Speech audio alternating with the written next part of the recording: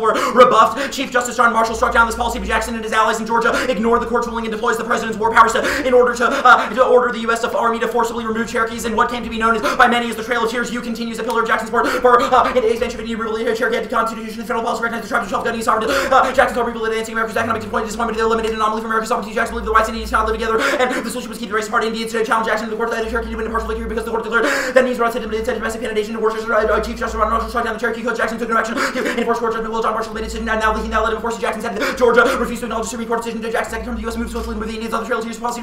Any removal significant cost of lives. Surely bears great responsibility for the tragedy and use the power of the presidency to bring about. The resolutions called for war power restrictions is a ghostly echo of an echo that has reverberated throughout America's history. We think this resolution presents us with an opportunity to examine Congress's attempts to restrict Jackson in 1818 and Marshall's attempt to rein in Jackson's efforts in their very discontinuity. We call for a historical process that traces the effects of these regimes of power and knowledge in the present moment. Voting affirmative disrupts the linear count of war powers in American history. Marshall seems like a good candidate for the hero of our narrative. After all, he opposed Andrew Jackson in Worcester versus Georgia, but every hero can just as easily be read as the villain in the narrative of American subjectivity is a struggle between hegemonic forces of colonialism and counter-hegemonic strategies of emancipation. Roles of hero and villain, victim and victimizer are subject to structural reversal. In this case, Worcester did not just fall to fail to restrict Jackson, it became the guiding spirit of the legal and cultural institutions that present themselves now on the native nations, even now by representing the Cherokees as domestic tenant nations. Worcester points towards America's ambivalent attitudes toward national colonialism and the project for emancipation. On the one hand, we must come to terms with the privilege afforded to each of us by the legacy of colonialism. On the other hand, our national mythology is founded on the story of emancipation from colonialism. The effects of Marshall's decision in Worcester continue to haunt us. Berlin 2K. Discourse removal and physical territory, Americanization of imaginary territory, explanation of the power of the Indian Ghost, image draws power from the sense of fate, completely Indians start to reinforce the intractable evidence of the Indian Ghost. Indians presents with the host of doubts about American analogy, representing Indians Ghost, American history, really called the question perspective, and claims about physical life given to America, and transforming interior landscape, American territory Ghost, community to get a shared ghost, and a history, haunting long ever, hegemony, the power to structure all lives, ghostly powers, somehow imaginary, the shape is undeniably real, which actually Germany socially constructed. We mean they're built on history, remember, fear, desires, they built on the same things that ghosts are built, us policy, national, racial, class, and gender, or the policy, memory, false memory, the necessarily politics, spectrality, 1848 America was taught about the ghost after American slaves, the Indians, as well as disfranchised women to workers, or the existence of the challenge of all structured political power to ghost, was closely separated depression, or hope of depressing memory without oppression, ownership itself haunts American mythos, and the middle of both denies and emphasizes centrality in American nationality must be predicated on haunting ground. The land is haunted, it's haunted because it is only the subject, the individuals see themselves the one and the law, and as accountable therefore each subject performs his own subjugation. The scholars of the evidence upon attended on subject in relation to the very truth, but few of them really focus on the American subject, Americanization, subjectivity, internalized colonial represents the nation from established in 1990 colonialism, American subject represent the interiorized colonialism of the U.S. and native nations gave us a concrete example of conflict internal colonialism. Marshall described how trouble domestic penetration, the paradoxical status of Native Americans independent domestic nations pointing to the attempt to repress the colonial structure of Native America without giving enough racist Central American subjectivity, and the American Indians and African Americans might be experiencing down in cooperation to terrifying powerless of the Americans. Some attempt to repress the national discourse and that Native Americans are seeing the same discourse and ideas political existence. The Marshall decision was founded on the Indian lack of it in enacting a policy of erasure. Erasure was more than legal, was cultural erasure. They picked an individual and recruited erasure. Everyone who tries to imagine himself an American subject must internalize both colonization of Native Americans and Native American states against colonial time. Simultaneously acknowledge American horde, celebrate the American tribe, both the wish and the wish desire to continue to colonize Native people and the desire to escape colonialist regimes creates an unjust landscape. Our purpose here is not to represent the Cherokee nation as an imperiled entity close to extinction. Far from it, the Cherokee survived imaginations of Jackson, Marshall, and the federal Indian law for centuries. The Cherokee nation is not somehow immune from the fluid dynamics of power that break down the stark distinction between heroes and villains. A genealogical politics seeks out the exception, the unexpected reversal of power that make up a history's effects. In the context of the Cherokee nation, we can see such reversal of power relations at play in the expulsion of the Cherokee freedmen at the beginning of the 21st century. The Cherokee Tribal Council expelled the descendants of former slaves owned by Cherokees on the basis of an explicitly biological understanding of race that maps Cherokee political identity onto Cherokee biological identity. The consequence is a historiographical erasure of the Cherokee freedmen from their nation. From both the perspective of effective history, we can see both the emancipatory and colonizing impulses in the history of Cherokees freedmen expulsion, telling a story of colonization cutting across lines of tribe, race, gender, and economic status. Ray 2007, the Cherokee Nation Tribal Council passed a resolution to amend the Constitution and grant citizenship only to Cherokee degree of Cherokee blood, African Americans, interested Cherokees, openly the expulsion of the tribe, the end of the Cherokee Nation will be heading towards the conversion of its members' social identity, biological Cherokees, and political identity, Cherokees, and the freedmen ascend within the visible state of one and its organic document, the tribal code of the Cherokee Nation. I agree that clearing the field of methodological attachment raises the question for the Cherokee Nation how we should value biology, criteria for citizenship. Cherokees develop their own forms of slaveholding influenced by the traditional Cherokee culture and the Euro-American notions of citizenship. Cherokees reproduce practically by which racialized be due to the sign to African Americans,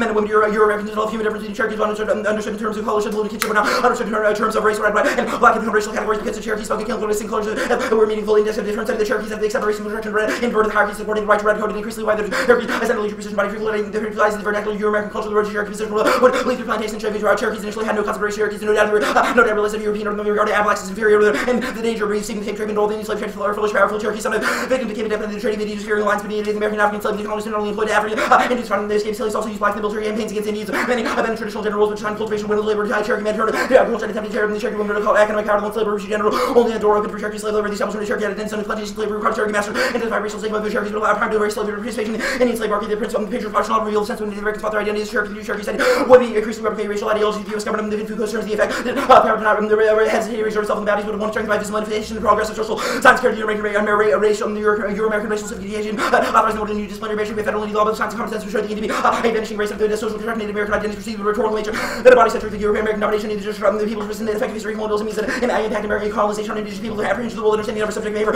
or to give an object for the effective history Cherokee and the truth in the relevant to Euro-American history nation, but not because of the story Cherokee, victim of the triumphal of the story colonization, cutting across the lines of the tribe, race, gender, economic status. Section 2, our genealogical approach opens space for politics while still acknowledging the discontinuities between our practices and debating the political order as is currently constituted. Critiques of shared assumptions about the past are open to the future, but this openness is only generated by productive tension between the demands of the present political moment on the one hand and the intellectual demands imposed on us in this resolution by the resolution and this debate. Tracing the descent of history's effects opens the possibility of disruption by virtue of the tension it maintains with or against any orienting. Telos Brown, 2001. A return to morality is not simply recuperation because we are openly to a political relying on teleological redemptive history without recourse to ontological system that I like of the divine. We are confronted with attack history, the political future, the action, to configure the most serious problems of power. This is brought into the view of the moment of the historical meta-narrative expression fiction may be close responsibility here. What he wrote for the liberation movement, not formed already in terms of contemporary situation. This difference is critical indicate whether the intellectual act submitted to against political discourse, but all the independence must have an valuable intellectual political worth. If you go to more with this indifference to the extent exists movement authority to argue that thing is a condition rather is distinct value critical thinking position of blueprint for acts and time attention taking bad things the same on each event becomes a simple bad faith creates a difference between the event and our judgment of diffusing the traffic. The event the traffic exists sources first like the intellectuals needs free over the point is cultivating among intellectual appreciation the productive intellectual made possible the intellectual political life and maintained an dynamic to social cultivation free from political life moralizing the revitalize like the left field politics with the rationality institutional analysis compelling vision intellectually enormous value with the extent of the critical thinking you're trying to be depoliticizing depoliticizing morals we not be able to available for those who remain captive melancholy we only little help forging alternatives to those bankrupt trajectories whose ghostly orbit in our political life spins over the course of our genealogical engagement with the various slippery relations between presidential war powers Jackson, Marshall, and the Cherokee freedmen. We've come to at least one provisional and tenuous conclusion. Learning to how to live with ghosts is difficult work. Spectrality poses a challenge to the traditional methods of historiography, but also has the capacity to open up the possibility, however phantasmal it may appear, of an ontology of the present that attempts to see how we are subjectively positioned as effects of power and knowledge, and further that orients us towards the ethical possibility that is the future. And although we cannot perform an exorcism of the ghosts that haunt us, we can neither banish them into substantiality nor summon their presence. We can open ourselves to the spectrality in terms of the ethical, political exigencies of future to come around to us one in order to the which entails in recent non-opposition life and ethical we necessary to learn spheres, and from this entails without living conceit the foundation, origin, progress, learn to live without proximity, live without practice, ethical conduct within the world, continue not fully moldable, or continue external force and original logic, learn to live spectre, shape the present, rendering of the pyramid, else professional, ephemeral, left, medical, goals, and emblematized movement of the physical way of life, suffering, material condition, they're not persuaded, cannot be harnessed by the project structure, reason, no justice, possible, that love, the very principle, responsibility of all living present, before we go to not yet born in the roads who already has little relation, distributional definition, or procedural, had to measure, participation, share, how to justice, less institutional and temporal, justice, concern, only how to get into the past, also vast, legacy in the future, the obligation in the future, responsibility for progressively present in the future, justice means we locate political identity in that which we've inherited and that which is not yet born. Let me mark that card real quick. Is there a plan on advocacy statement in the 1AC? No. Huh? No. So what is the 1AC doing? The 1AC is undertaking a methodological approach of genealogy. What does that mean? We undertook a genealogy in the 1AC. What is undertaking a genealogy? Oh, okay. In layman's? Exploring the fissures and cracks that constitute history to show that it's not, a linear progress towards some final telos, but rather constituted by constantly shifting power relations. And how do you do this shit? So what does vote nav do? It opens up space for the judges to make an ethical judgment on the 1AC. What is the ethical judgment? The ethical judgment is an endorsement of spectrality. Ethical judgment. Hold on. So you talking about your app is about colonialism, right? Partly, yes. Why does the colonizer colonize? Why does the colonizer colonize? Well, we would critique the idea that you can solely demarcate an individual intention that drives human behavior. That's part of the 1AC. Exactly. So if that's true what you just said, if I agree with what you just said, how do you get them to come to this ethical decision to make something with your app? They agree with the 1AC's approach to politics. But you just said that it's kind of impossible. No. I said you can't know you can never identify a singular intention that underlies exactly. action. So would a singular intention be ethics? Vote on ethics? That's not singular. I don't think so, because our ethics is always open to the possibility of the future by holding an attention with the past. So That's no. not dissimilar. So, but like this genealogy. So you saying you're rupturing like linear time? Yeah. But like how you do that through genealogy of going through linear time? Because we're not going through linear time. The 1AC shows that, for example, positions of victim and victimizer are subject to structural reversal by exposing the violence done by the expulsion of the Cherokee freedmen by that nation and how, you know, the United States, for example, used slaves So to hold go on. kill. So hold on. Are you saying the Cherokee Nation victimizes slaves? They expelled blacks from their tribe. We would think that's, yes, that is an act of victimization. Okay. Or like and what do you an do act about of the expulsion that is victimization? bad. What do you do about the victimization? We need to endorse the 1AC's method of genealogy. This is the most simplest. What does voting Ave do? Voting AF doesn't directly do anything Okay. So why vote Ave? because it's a productive approach to theory that can help open up space for A politics productive for who? for anybody that undertakes it. For anybody? So it's productive for the natives that you're taking this debate on this land? It's productive for them? I think it would be productive to recognize that the expulsion of the Cherokee freedmen was pretty messed up, yeah. Okay. I don't know. I got to get them. Alright, that's cool. And Somebody's on us. the Berkeley piece of evidence you read, what is it about? I mean, a lot of things, but the thesis of it is that American subjectivity is founded on opposition to colonialism, yet, you know, that is obviously in tension with the fact that we founded this land on So the colonialism. American what is? American subjectivity is founded on an idea of emancipation from colonialism while simultaneously relying on colonialism.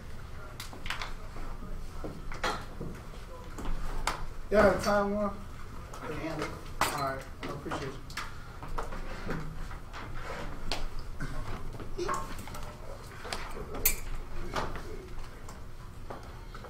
you see that? Yeah, I put it. I'm trying to figure it out.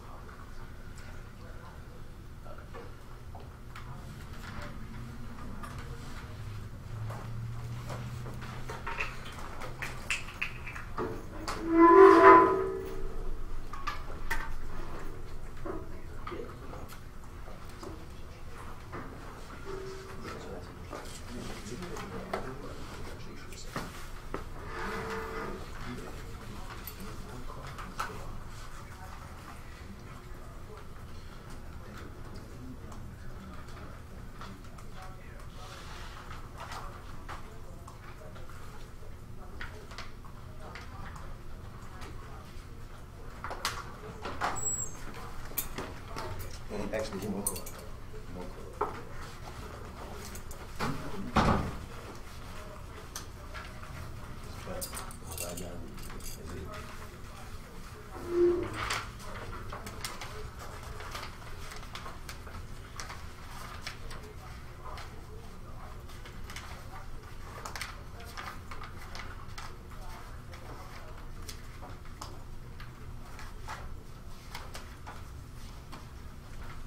You can stop time. Okay. I had to use a minute and a half. So.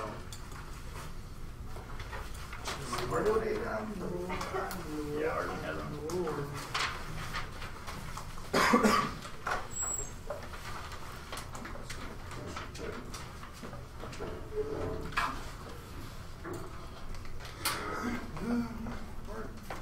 Hester, did you call it or did you say?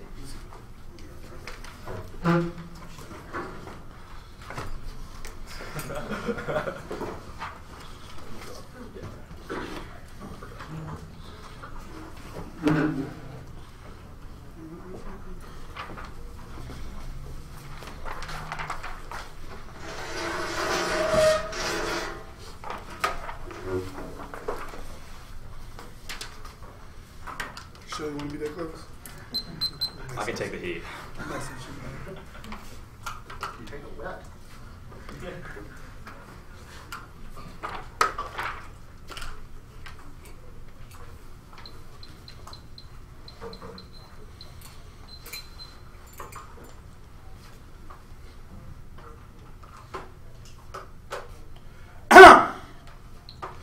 Fuck comfort.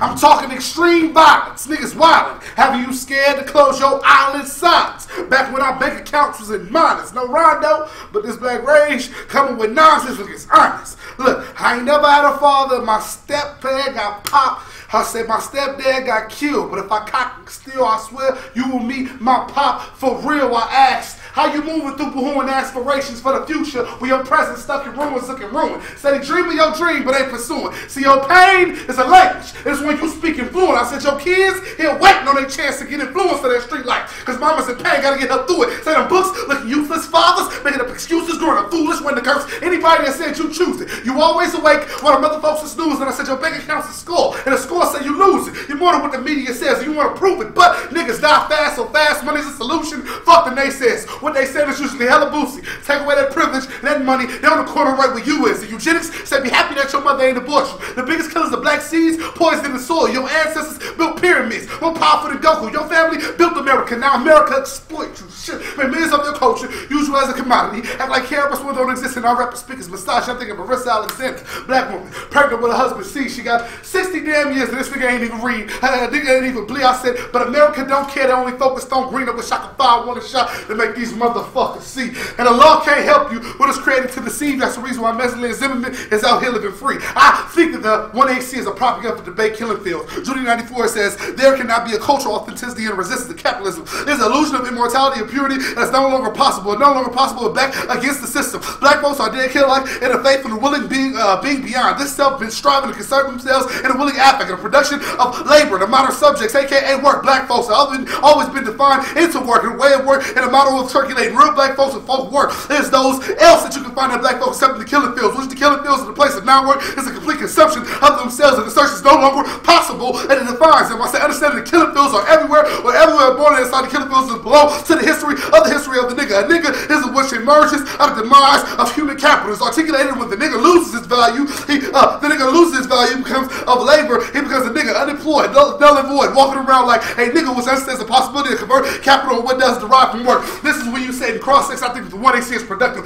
That productivity always makes the system of niggerization trades off of the nigga. Niggas come at the devise human capital, right? Productivity propped up that same colonialist ideology which created that genocide to Cherokee people and what she was talking about now. I said, I met a kid from Detroit, I swear he was optimistic. And the pop of girls, all them sisters gifted. My Chinese boy from Brooklyn, hey, that's true. He asked me what's the next level. I told him, brother, that's you. And all them ghetto kids that I've seen out in Baltimore, I swear they take me back. And I reminisce like a Commodore. See, I remember when I was homeless up in Oakland back in the days, my life was up and down. Days was roller coaster. See, I'm still broke, but back then, I swear my mind was tainted, nigga. I ain't speak English, partner. I just spoke English. I was mad at the system. I was mad at their levels. I was mad when I would be up in Berkeley with my brothers. I lived in the outer city because they always left the south. They didn't care about the problems. They didn't want to figure out. My debate up in Oakland session want to make this work. Now the privilege got to listen. Now they got to see the hurt. Now they got to see the pain she was feeling from her brain for the first time. On top of that, I think she said she think they understand. I said, I swear this cold switching can switch into cold shit. I'll be debating about the future. Debaters are old shit. Oh shit. All this shit from speaking inside the room. I talked about the next level last year. It turned out that it was true. You talk about your problems and they understand you back. You talk about solutions you intact. My youngsters challenge the school. You know I gotta scream out. Shout out to Manny up in Philly. You know I gotta scream out. See, I speak about my life and the hurt come with that shit. I'm just saying, next level will bring some purpose to this shit. Now all you critics in the back of this room, y'all listen to this, right? All the critics raise their hand. All the critics in this room understand the fact that the debate has been a killing field onto the black body was created, the nigger into the nigga, right? I want to give the example A of what the 1AC propped up inside of this space, which is the perpetuation of killing field and the idea of hobby and productivity. The first thing is that they are the reason to why debate is the killing field. The first thing is the identification of, first of all, overarchingly, this is my point, the new AF, right? The new AF is always a position to where whiteness is a normative way of policy debate to prop up this ideology that always flush out and do some white shit without having to have the point. The second thing, the no stasis point of the 1AC is the privilege of how white supremacy manifests itself. I asked him, do you have a plan? Do you have an advocacy? Do you do anything? No. I said, hey, they vote affirmative because the 1AC was a good idea. I could say 10,000 good ideas up here in the 1AC, but that wouldn't be a good enough reason to vote for me, that wouldn't, right? But the idea of white supremacy always prompts you up to say, even if I say a good idea, this always must be the reason to go in negation. This is not a reason to why they can get any type of perm up off of this or this is a coalition builder, because that propping up of just saying vote off a good idea is the reason to why white subjects always can perpetuate racist institutions without actually having to be inclusive of those things. The second thing is the identification of critiquing all the colonial structures, all the linear history structures that prop up oppression of Cherokee nations, without taking in mind how you, in this space, have also propped up a system of colonialization and implicated inside that same system of oppression. The third thing is the identification of how these type of debaters, yes, the Copeland winners that stand in front of you, are the same type of debaters, essentially, they're the top of the top of the type of debaters that mislead folks like me and George just started the understanding of going along with the affirmative. Basically what I'm saying is, you have to ask yourself the question as an oppressed person, and especially if you was a Cherokee person, why should you trust the affirmative? Why would the affirmative do anything productive for you? That identification of productivity only counts at the expense of white supremacy and white society. The idea of productivity never is inclusive to anything that has to do with the autonomous will of yourself. It's an identification of how I intrude upon those things. The example I can give is key. These two people right here, and y'all know this real, came out to OU on some productivity shit. Like, we're going to have a public debate. And public debate was supposed to be an articulation of how we as a community can come up with different ways to not be racist. Because, you know, the Northwestern lost to, you know what I'm saying, some black people in the finals of this tournament. So, they like, let's not let the people think that we're racist. Let's go hang out with some more black people, right? That articulation itself allows us to avoid debates about the resolution that bears a lack of debate on the world about slavery that reproduces anti-blackness. Without gratuitous violence or gratuitous marks everyone exponentially until the Middle Ages and marks the black ontologically so-called great emancipatory discourse of modernity and Marxism. This feminist post-colonial liberation of the ecological movement is a political discourse that predicated upon the grammars of suffering is constituent of the elements that employ the alienation between having to develop shadow slavery and to simply recognize the ontological attribute as a seed creating the human cultural societies and entities of Europe and the East. The Middle Ages raised into the ontological category of the symbol of a common existential concerns that's made to continues the desperate numbers of human race in the West. By the 17th century, enslavement of fellow Europeans are beyond those limits of humanism, the concerns of the war, and the status quo of the reserves of the Christians. This race of humanism has produced itself with the simulation of the production, walking through the deconstruction of those who become black. I said, put in other ways, the slavery of the world is the birth of coherence. Those birth endurance, the domesticity and the struggles of the political disconnect is the struggles of joy the human born is bringing out. The murder of black is the foreground symbolic between the political ontology is the humanity of social death and blacks. That identification itself shows you not only how their failure to indicate those resolutions on that planet or that advocacy is a failure to engage with the forms that recreate hence the 1AC anti-blackness, but it's also that form and recreate that system anti-nigger that makes it always does this niggerphobia that always props up the sense of where you, if you're not being productive for me, then I'm not going to engage you. There's an inclusive, there's an overarching argument on how the 1AC props up the system evidence. I'm going to be straight with y'all. All that evidence they spin, I'm not about to go through it each one. They highlighted horrible, not as bad as Georgetown. Y'all did pretty good. But y'all highlighted horrible. I'm not about to go through all that bullshit evidence. If I'm answering the crux of their arguments, don't allow one piece of bullshit evidence to say, well, shit, you know, you missed this card. That is the process of whiteness. I will get to all the counts of their arguments without identification of that. If they have not engaged with the 1NC has said in this round, Christina, you vote against them. Functionally, that give you no reason to vote for them. You must vote against them and to stop the perpetuation of that colonialization which they created inside the 1AC. I'm over for cross-ex. All right. You think the 1AC wasn't about the resolution? It definitely wasn't. Why is that? Affirm First of all, disrupting linear account of war, not resolution. Maybe that was just part of our bullshit evidence that we read for 3 minutes, but we included a robust account of war powers. Hey, but I give it to you like this. Don't look at the resolution as a part of like, oh, if I say presidential. Why do you get to determine what part of I'm the not IC determining is the main nothing. part? I'm determining the fact that I asked you, what was your advocacy? What was the focal point of what you was trying to do? You said nothing. I know for a fact when we see you, you're going to be like, stasis, decision making, where they at? And oh my God. You got none right now. Except, no. All right, man. So, give me what is bullshit evidence versus real evidence? What do you mean bullshit evidence? Well, I mean, first of all, I was articulating your 1AC. evidence is bullshit because of the way that you highlighted it. But we read also, like 5 cards in the 1AC. Like, are you read 5 cards? Fuck, it took you 9 minutes to read 5 cards? Yeah, I mean, we highlighted them pretty much. Some long ass cards in. Answer the question. What is bullshit evidence? This is bullshit evidence. You see how I blew it up? You see how I can like keep scrolling there? Y'all see this? Y'all see this, right? Y'all see colonialism is when the colonists take some shit and ascribe meaning to it, right? Yeah, that's the question. Of course. I really need you to answer this question. Don't try to mystify. Don't give me an example of bullshit evidence. Define bullshit evidence for me. This the best definition. What you did. Hold on. Let me explain this to you in a very calm Because it way. seems like your first piece of listen to what I'm saying. Don't twist what I'm saying.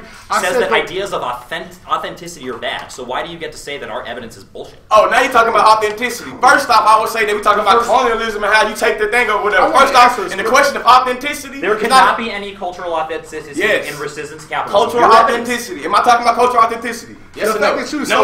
You're literally like, your evidence is bullshit, our shit is real. Okay, what is productivity? Productivity, what the ad was. What is that? Hey, I'm gonna tell you like this, bro. You get up here on next speech, you mystified what I was saying about your evidence. I'm gonna kill you on that in the block. I swear to God. Okay, great. Like, I have to ask more than one question. What is productivity? Productivity, what the ad was. You said what is that? It's propping up white society. Whatever it was. Propping up white society from there. What did the 1AC to do that? Because it seems pretty circular. Like, productivity props up white society is propped up by productivity. The idea of, hold on, I'll read the specific arguments. When you talk about the linear read of history, and you say how this in this space, them voting on spectrality or the identification of openness is always propping up a sense of white society. Cool. Can you give me an example of when using a method to disrupt linear histories has propped up white society? They're like, oh, Native Americans, we're going to bring you to this conference and be like, we're inclusive. This is the United States. You know what happened? The land is still stolen. I'm going to give you a reservation, maybe a casino or two, and I still overarchingly... My question was a little more specific. My question was, I was being as specific as possible. Can you give me an example of when disrupting linear notions of history has propped up white society? You haven't disrupted the linear notion of history. That's the point. The second thing is that let's unpack that a little bit. Why? What did you do to disrupt it? You read your argument in a linear way. You just read your argument in a linear way. What do you mean? I was answering the arguments to the bullshit. Yes, I said bullshit that you said. We'll take it, bro. All right. I have so many more questions. And if you think the 1AC was linear, you obviously wasn't listening. What is white shit? Reading in UF is white shit. What is white shit? We would define white shit as propping up white society. Okay. We would say white shit is a normative white thing. A normative like white saying thing. new AF, and I'm not going to tell you what it is because I don't want you to have a good engagement. 7-0 with 21 ballots. You won the Copeland, bro. You talking about ballots? You better get that bullshit up out of here. And you ain't never debated us, and you won that Copeland. So you know you got to deal with this word. And then, folks, listen, bro. If you would have had the same match, you wouldn't have to deal with this discomfort you're dealing with right now. You know what I'm saying? Because we could have had. I'm not uncomfortable at all. I'm just trying to unpack your argument. Hey, folks, you just so frustrated, like it's written out on your face. It's written all over your face. It is a little frustrating when y'all just evade my question. Exactly. What's a good idea? What's a good idea? You said you could have 10,000 good ideas. What's a good idea? I can get up here and say, hold on, racism is bad. Define a good idea for me. Racism bad. White supremacy bad. No, those are examples of good ideas. We need to be open. We need to have a spectrum. Last thing I want to unpack. Can you define bad faith for me? Bad faith is believing that you were going to do something different than what you did before. Well, after we had that public forum. When we came to that public forum, like we chilled hard, and it was fist on you. Oh, okay. So then tell what did we do in bad faith? You just did that. What you mean? That was the 1AC. I'm not holding you to anything Fitz talk about. Why is the 1AC bad faith? The 1AC is bad faith. The spectrality of openness in politics does not inclusive to the Cherokee Nation. That's not gonna happen. The inclusiveness. I will prove this through the whole damn debate, bro. I swear to God, this is not doing shit for nobody other than getting a ballot for the Copeland winners. You have any other questions?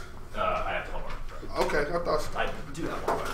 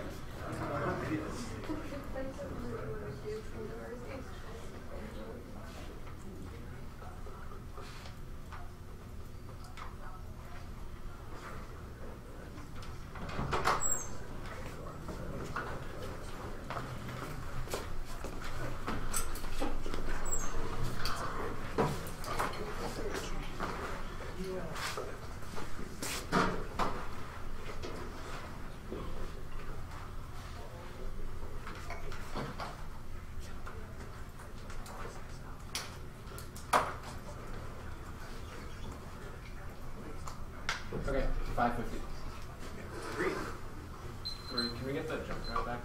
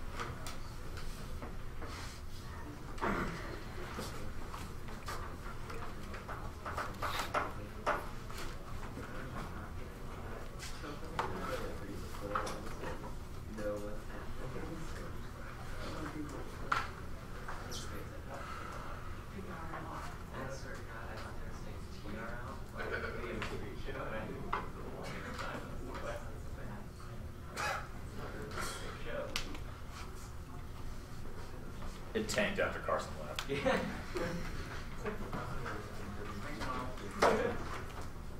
Go good.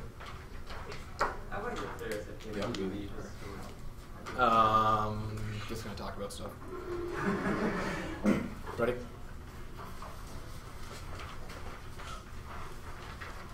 Genealogy traces the resolution through the disjoined and sedimented effects that we call history. The resolution is the echo of an injunction whose apparition can be found in the cracks of the traditional historical narrative about presidential war powers. An effective history of the resolution seeks the discontinuities that haunt the traditional account of the presidency, balance, and power. Voting for Northwestern in this debate affirms the effectivity of history. Voting half opens up the possibility of an ontology of the present. This is not a monolithic ontology that seeks fixity, i.e. the negative position. It examines subject relations in the now that are haunted by a past whose spectrality figures thus insubstantial, ephemeral, and yet present in its very absence. Vote to affirm that we did the better debating in a contest over resolutional genealogy. Brown and Berglund demonstrate that although effective history is not for this or that political project, i.e. answering their productivity link, it is instead a practice in terms of the present power relations that shape the possible. Voting half is an ethical practice. It is a way to learn to live in terms of the ghosts that haunt our subject positions and the relations in which they are suspended. And ethics of spectrality directs us to the virtual absence of Native American peoples in our debates about war powers and the practices that sustain this erasure. Voting half takes responsibility for the haunting of the resolution, not a responsibility that can be completed or totally brought into presence in the now, but a spectral responsibility that is necessary to open up the possibility that is the future without falling into the trap of presencing. Responsibility is always haunted by another spirit, never satisfied to give up the ghost to a closed politics of the present. Now, I'm going to finish the Brown spectrality card here. We can open ourselves up to spectrality in terms of ethical and political exigencies of the future to come. This proves that we can disrupt the killing fields that the 1MC says is inevitable. I'll finish the card here. Justice and living coherent confined to a self-identical present. Justice is what makes maturity a living present after the spectrum becomes a body. Challenges ontology as fixity. The spectrum disrupts the idealistic formation of subject boundaries. The materiality convention associated with the body. Spectral asymmetry of the spectre is developed by unseen presence. The capacity to look around disrupts all conventional specularity. The challenge to specularity is reciprocal visibility between an actor and actor disrupts the efforts to apprehend the power of historical and the present. The logic of haunting remains alive, refusing to recede into the past precisely because the extent that its meaning is open, to the extent that it remains contested by the present, and to the extent that it is disturbed. Settled meanings of the present. Haunting is the permanent open-endedness of meaning and limits of mastery. These features constitute the site of intellectual agency. Haunting is simultaneously achieved. Arcane is ruptured by complicity with various scapegoating is the mark of a colonized sensibility who blames the victim rather than structured domination, forgetting common concerns that state for committing certain people to call things this way. White supremacy remains intact. They have no definition of productivity. The AF was not productive in the typical sense of the term of creating of what they assume. Their argument is circular, proven in the cross-examination. We were a disruption of the typical productivity because they have staticized identity. Our argument is that in debates now, the productive 1AC would say, here's a linear history of time, and this is how we solve it. We did not do that. Clearly, our argument is that there are disruptions and fissures, that we should understand both sides of issues, i.e. heroes and villains. Jackson, all the 1AC proves that this is not the same conception of productivity that links to the white supremacy that they're talking about. The new AF argument does not make any sense. They're not AF. OU has 21 balance. We've never had a new AF against any team in this debate. We respect OU enough that we expect their best thinking on their feet here. Debate's a game with forced innovation. We alter AF for OU out of respect, and because we wanted to more thoroughly engage their argument. We've had a genuine change before the NDT. We think that the native has been mostly overlooked in discussions of war powers and social history, so our genealogies uniquely important in this space. This is not also a new act. It's an examination of a call that has echoed throughout history, and their understanding of this as a new act is the linear understanding of history that our whole 1AC criticizing experimenting with different attitudes is not attack of whiteness. Bardioti 6. Transposition refers to mobility between disciplines, church level, transposable concepts or nomadic notions that we web cutting philosophy, social reality, theoretical speculation, pre plans, pragmatic order, cartography, seeking representation, adequate complexity of the world. I want to think about what and where I live, not a flight below, embody location where I think I have transposition and access notion by proposing these interconnection between discursive communities who often have property churches, ethics, and political agency, state, hybrid subjectivities, opposition, final forms of ethically fixed identities, cartographic counts, location, normative status, cartographic method based on the politics of location, result in recognition that not a single transitional strategy for resistance possible, heterogeneous politics is needed. This implies a variety of political strategies. We are topical, i.e. the not about the resolution argument makes zero sense. The whole 1AC was about the history of war powers and tracing statements of the resolution through time. We seek the apparition of the resolution through the appeals to restrict war powers that haunt us. Voting for topicality or voting for an argument like this is closure. It is blocked to the practice of spectral ethics because it seeks fixity and finality in the meaning of the resolution. It would constitute an ethics of exorcism, a banishment of the ghost that opened the possibility for making ethical decisions that we think the judges should be stipulated as in this debate. Their critique of linear history makes no sense. The 1AC was not linear history. That was explained above. Berglund says that we do have a subject position orientation, and i.e. we are not a view from nowhere. It says that us as American citizens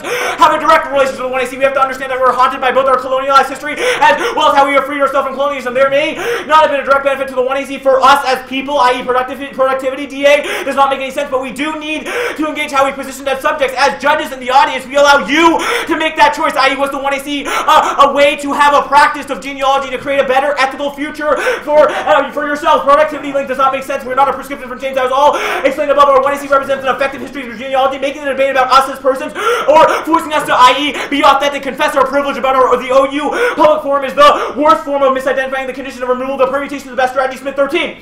When a person is found guilty of privilege, he is accused of making a space unsafe. The strategy presume that only certain subjects make the space unsafe and everyone's implicated. White supremacy, our focus is shifted from larger systems to make the world unsafe. No interpersonal context space is not a take from the real, but place of practice real. We want to bring in the being models, not purport to be free of oppression mod. Only are they trying to recreate the world they like live in. We build a structure that would presume that we are complicit white supremacy. Brand structures are organizing by creating spaces in which we educate ourselves, in which the practice of our problem that cover issues of anti-black violence, settler colonialism, and others. We presume that we are all implicated in oppression, that we do not work in that space because one of the principles of loving rather than punitive accountability, rituals of confessing privilege, shifted focus to individual self-improvement. They rest on white supremacist notion of a subject that can conscious self over and over again, excel against each other through self-reference. The alternative projects focus less on privilege and more on these structures that create privilege. Our imagination are limited, so ideas will not be perfect. Else we think not only beyond privilege, but beyond a sense of self that claims privilege. We open ourselves to new possibilities that we cannot imagine now. Their authenticity test argument is the staticization of identity that the whole 1AC criticized, i.e. the 1AC is not bad faith. If we can justify, i.e. we went to OU, had a great debate about community building, etc. And we had no idea that Fitz was doing all this crazy shit in the background and then yelled at him and tried to engage them with the second part, but they obviously refused because they thought we were acting in bad faith. We had no direct relation to that. Our whole argument is, though, that they assume a purity of experience in place of historicity. We must examine multiple perspectives. Conway's 97 and Pesach privilege implies a political preference. All perspectives that are partial. It is crucial that we acknowledge situated knowledge premise, but accept the situated implications of epistemological claims to attend to subject standpoints of priority, subject standpoints to not avoid privileged use here warrants out danger of appropriating the vision of less powerful see from below is neither easy to learn on problem. If we inhabit subject knowledge standpoints, the subject is not innocent. Subject standpoint may shed new light in the ways of oppressive, but in no way renders superfluous the standpoint of oppressive, because neither comprises the integration of two who move the other closer to more objective understanding of some have political reasons for disavowing aggregation. Then we must presume the agenda expensive objectivity. Well, we don't need that card. We also don't need that card either. Also genealogy is not a form of political action. It dislocates the starting point and object of politics, which is the now as constituted by present. Your decision should center on the question of how effective history opens the possibility of an ethics that can take responsibility for its hotness. Brown and one.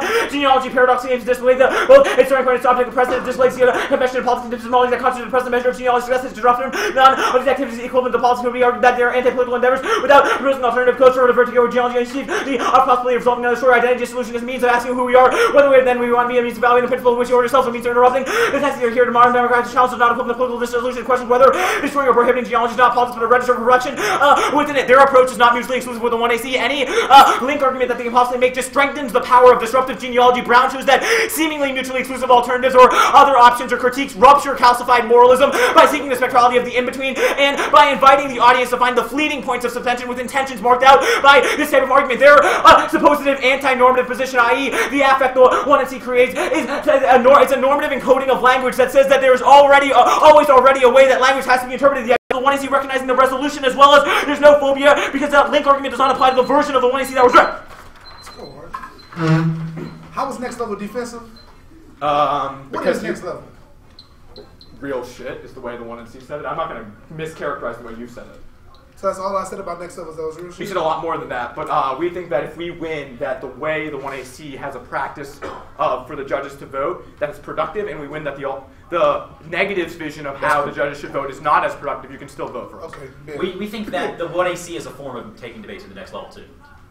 How so? That was explained kind of above, where we say the typical form of debate right now, or what people see as typical, is the linear reading of the 1AC. The idea that here's a war powers issue, here's how we can solve it, or here's a social justice issue, here's something we should do to solve it. Hold on. Why is the 1AC, here goes a war power, or no, here goes a court issue, here goes solve it. Why is that? Like, why is that the 1AC? We don't claim to prescribe anything that solves anything. That's the whole point of our genealogy. I'm not saying solve. I'm saying like how do you so how are you able to come to this space to be able to critique the Worcester versus Georgia in a particular time in history? How do you get to this part to say that you not linear, but you're doing it through this genealogy? And every genealogy must start somewhere. Our argument though is that where the 1AC starts. There you go, right there. You got to start. It's not the beginning Where the 1AC of started war as well? powers. The whole point of the 1AC is like we started with Jackson, but that's obviously not the beginning Like, yes, of you war. have to make Okay, let me ask you this, and I'll leave alone. George got more questions. Where inside of your last speech, to where you articulated how you are not implicated inside a projection of war powers from the 1AC? So we think our Berglund evidence is the one that we were referencing. And The the what argument, evidence? Berglund from the 1AC. The argument that it makes is that all of us are constituted, or at least us, we'll say, are constituted as people here too are constituted as American citizens, and as American citizens, we have a subject relationship to both colonialism that has a both interesting hero side and interesting villain side that we have to come to grips with. Berglund says that the way to come to grips with that is to understand that there are two sides of that issue, and that always will haunt us. I.e., exactly what you said. We're standing on stolen land. I'm those things are still true. confused on where he's talking about how you are implicit with perpetuating oppressive tactics that perpetuate anti-blackness. Because we're American citizens. Because as citizens. So if you're American, that means that you perpetuate oppressive tactics. It means that you are living on the stolen land of Native Americans. You're So is this the same for people who are kidnapped and brought to the land? They're as responsible as well? No, we all have a different we all have a different relationship to the haunting of the past, but that doesn't mean we should try to disavow that by saying we're somehow clean. And So how do you come to this? How do you come to this space to be able to say that we're all American citizens, we implicated, but you identifying how all of us come to be American citizens is grotesquely different. So how we come to this? Because we don't claim that everyone. Our argument is us as citizens for us. We're not making a claim broadly. We're saying our subject position is American citizens. As our subject position says, that means that we've done things that we have to come to grips with. I.e., we have. I see a lot of contradictions in your last speech. I said that was my one more question. This is the last question. The first contradiction is you say genealogy is not political inside of the 2AC, and the 1AC says genealogy is a space that opens up for politics. It's not directly political, but it opens up space. It's not directly. There's no prescription in the 1AC, but we think genealogy ruptures and creates spaces for that picture. 8:30. So you contradict yourself.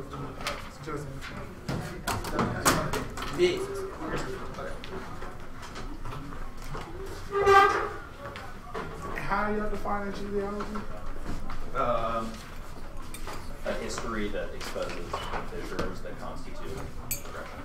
Or progression may not be a good word, but So just like a history of oppression? but not just a history. It needs to expose the fissures and ruptures that constitute how power doesn't operate linearly. Okay. Oh yeah.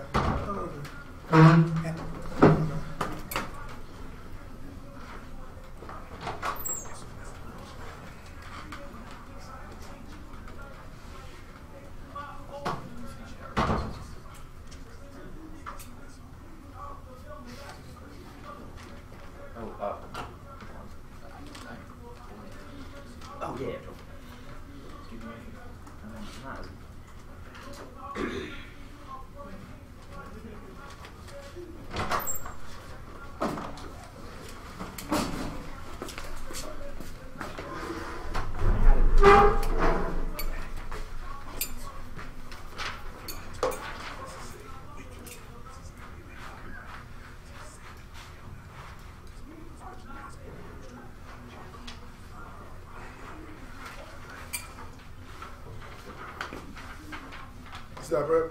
Next stop, bro.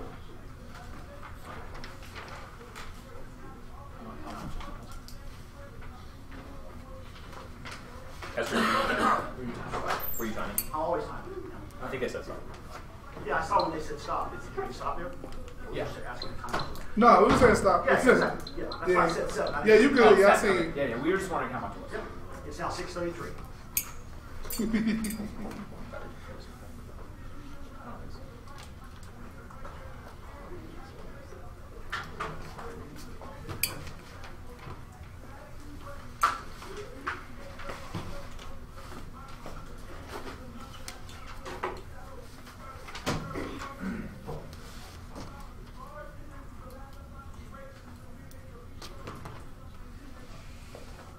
Ready?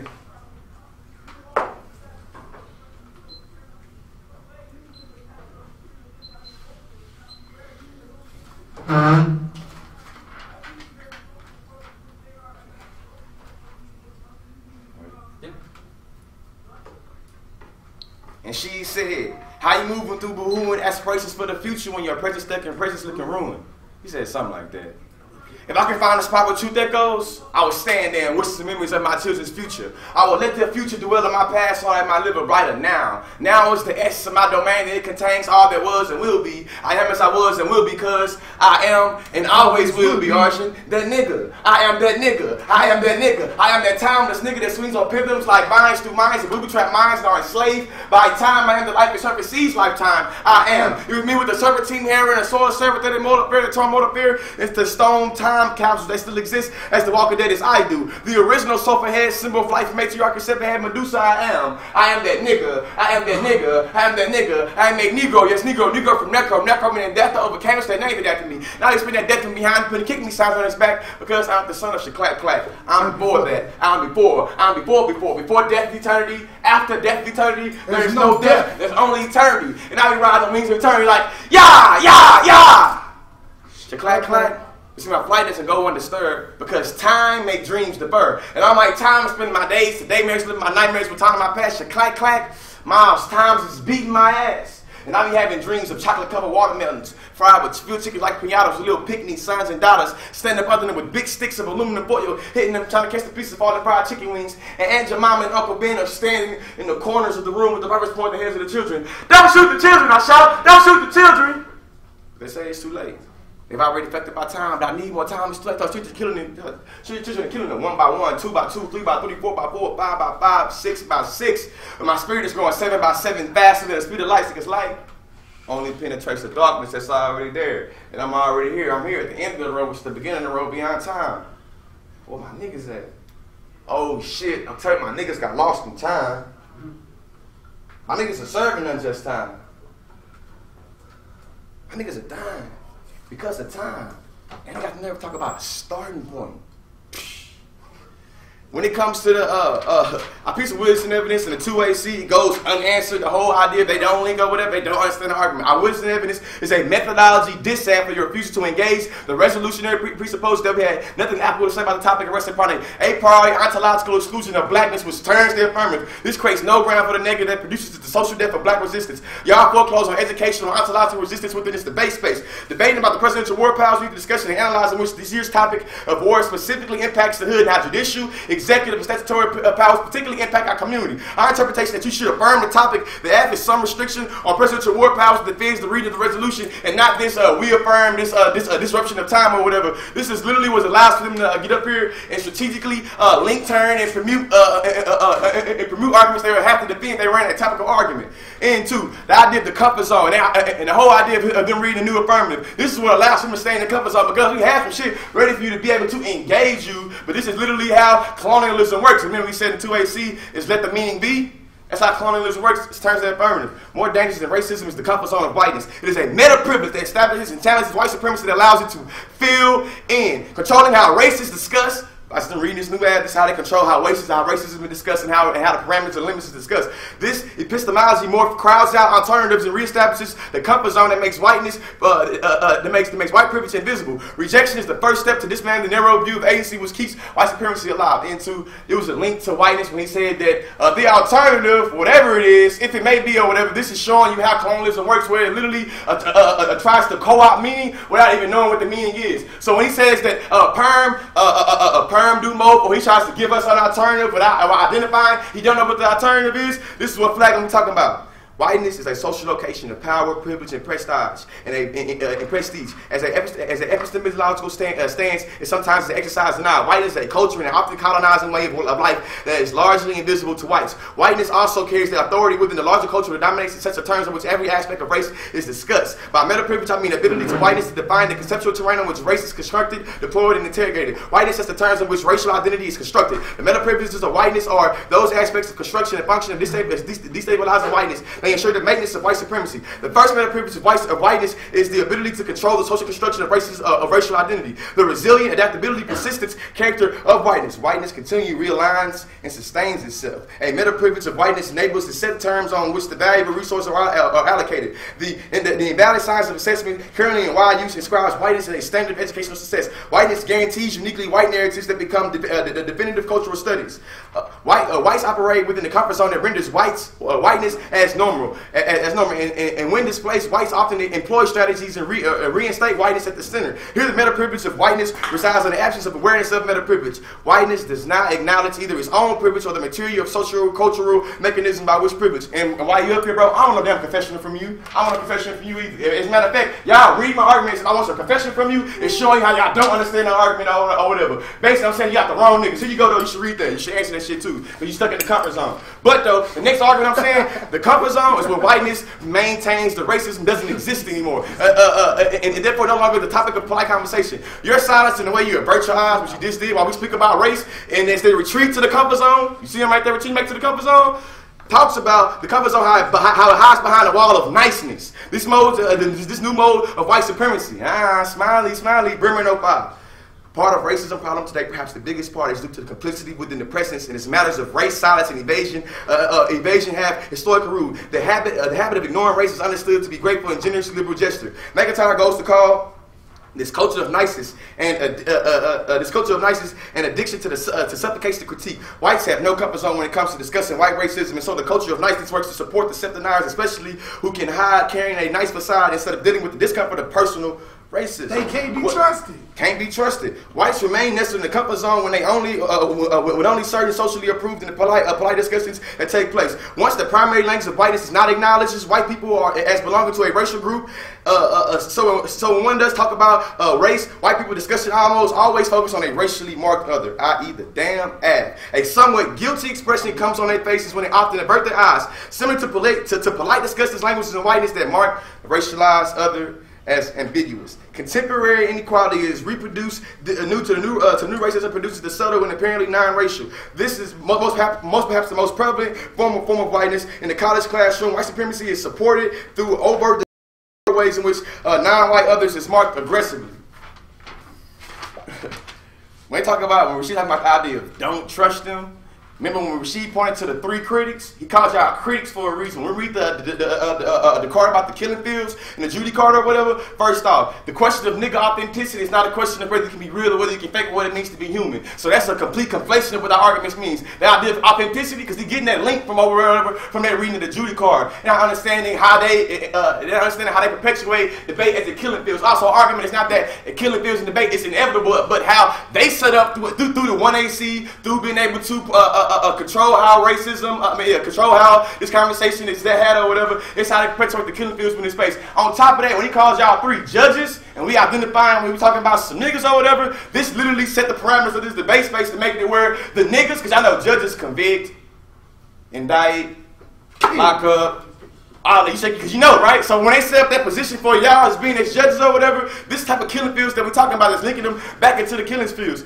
Into voting the whole idea of it being an ethical stance, the whole idea of saying voting ad is ethical or whatever, is literally how anti-blackness comes or whatever. So the question becomes or whatever, when y'all vote negative, 3-0 negative, is the question of can y'all still not be ethical? But really ethical is important but not necessary. So every time I talk about the idea of ethical, it turns themselves because this is the stable part they're trying to get to.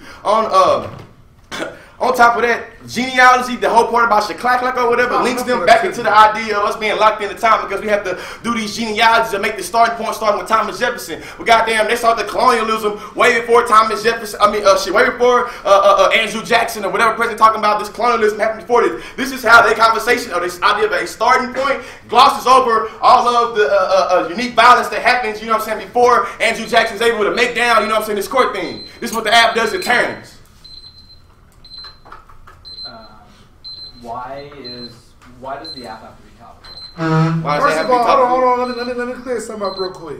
Because I think when you say topical, you mean white topical. When we say topical, we're talking about the idea of an advocacy statement or something that can produce anything that can deconstruct the systems of white supremacy that are propped up from the 1AC. I understand that, but the 2NC discussions has to be in relation to war power. Because debate is a training. Yes, the war power that you perpetuate. I got you. He wants more type of answers. Debate is a training ground for us to come up with tactics and strategies to be able to combat material structures outside. Why does that have to relate with war powers for us to be able to use debate as a training ground? Because this year's topic, we speak about race in differently every topic. We were able to learn something from when we talked about democracy assistance, we talked about energy production, we learned unique education about our hoods. So you stole that grant to talk about the executive. Why is you make an argument about how you had a strategy for us, and if we hadn't read a new app, you would have read that strategy. By making a better, like when we said like that, though, I'm making a meta argument though. Let me say why is you all debating an app that you had prepared for and feel comfortable in, not the same comfort zone that you're It's not about feeling comfortable. Niggas don't ever feel comfortable. And on top of it, hold on. It's about a better engagement from how we doing right now. Niggas don't ever feel comfortable ever in this. I almost got took to jail on this damn floor. How do you define better engagement? We critiquing this. Hold on, before I answer that, we're critiquing this idea of you saying this comfort because we are not on a level playing field. That's what I was getting at the last call examination. You talk about this idea of the American citizen. You know what I'm saying? What is better engagement? Better engagement. Rashid making the arguments, you know what I'm saying, within the 1NC that's coming out of, you know what I'm saying, a rhyming vernacular or whatever. You know what I'm saying? A better engagement was just like you expect me to go answer the bird or answer this or answer that. You got to engage that. Why is it good for you all to be able to be prepared for apps if comfort zones are bad? What are you talking about? That's not a comfort zone. That still assumes hold on. That still assumes that the slave master, the savage, the colonizers all relate to the comfort zone the same. It's linking you into whiteness because you don't understand how it works, folks. I'm sorry, like you assume as if all of us should be comfortable, all of us should be uncomfortable. Why do you think that the app is our comfort zone? What you mean? This is how. A distinct app. That's one of the reasons we said we read it. We thought it was an important investigation that we haven't done all year. It's for the NDT. Why is this our comfort when you zone? get up, don't boil the argument down just the comfort zone. Listen to how I'm saying you're in the comfort zone. When you said the new app, it allowed for you to be able to control the parameters or the limits of the conversation that happens about race. The way you run your affirmative, it allows for if I'm not talking about Worcester versus Georgia. It's pretty much not thing. This allows. Can you trust any whites? Oh. Hey, from the examples that you have propped up, has made suspicions to where it's based off of. Am I white? Oh no, Archie, that's our point. You're not white, and you prop up white supremacy better than the Sure. So which 1AC does not link to providing an initial starting point that frames the debate? Oh, listen, starting point. I'm critiquing it. You're critiquing the idea that the app gets to create a starting point. So every 1AC does that. No, I disagree. Disagree. Okay.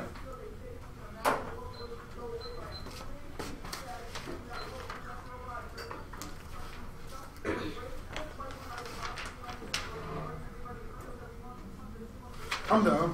You got 552 left. Yeah. I'm just going to run to the bathroom. So. Okay. That's okay. Fine. Hey, Hester, how much do we have? Do you have that written down? No, I had it written down, but on my clock timer thing, I started it for them. So I had 5. I think it's like I think it's like about 5. My word is worth anything else. Yeah. Oh, 550. That's right. It was 550. There you go. So how much we got left? Y'all have 552 remaining.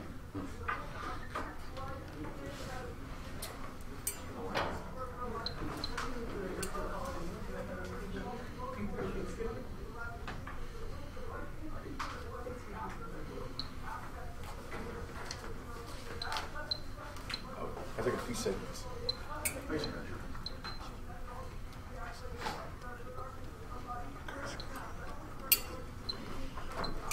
546.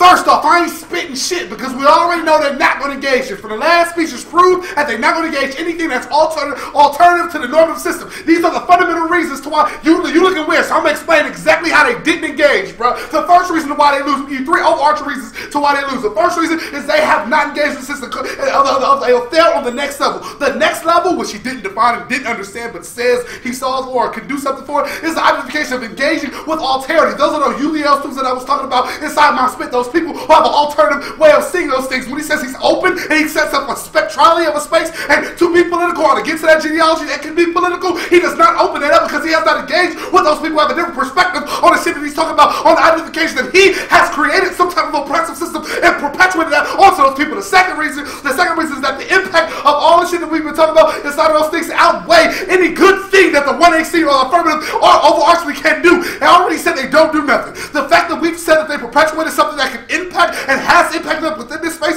and has been oppressive is an impact that outweighs not only that, those impacts of the education and the other people that we're talking about inside our verses that are in the space of always getting commodified and getting fucked up, and hence the nigga, which is not a term that we can say because we're using it as a political, is the thing that always gets fucked over inside the system of affirmative. Now, the third thing, which essentially I was saying, is that they prop up the system of commodification. The same way that they prop up the commodification of the Cherokee is the same way that they prop up the commodification of other oppressed bodies. This commodification means that they have not got to the central point of how you do anything for them, not because they haven't had the plan or this was strategic way that we can have a better engagement. And Rashid, I respect you because you got some balance for some white people.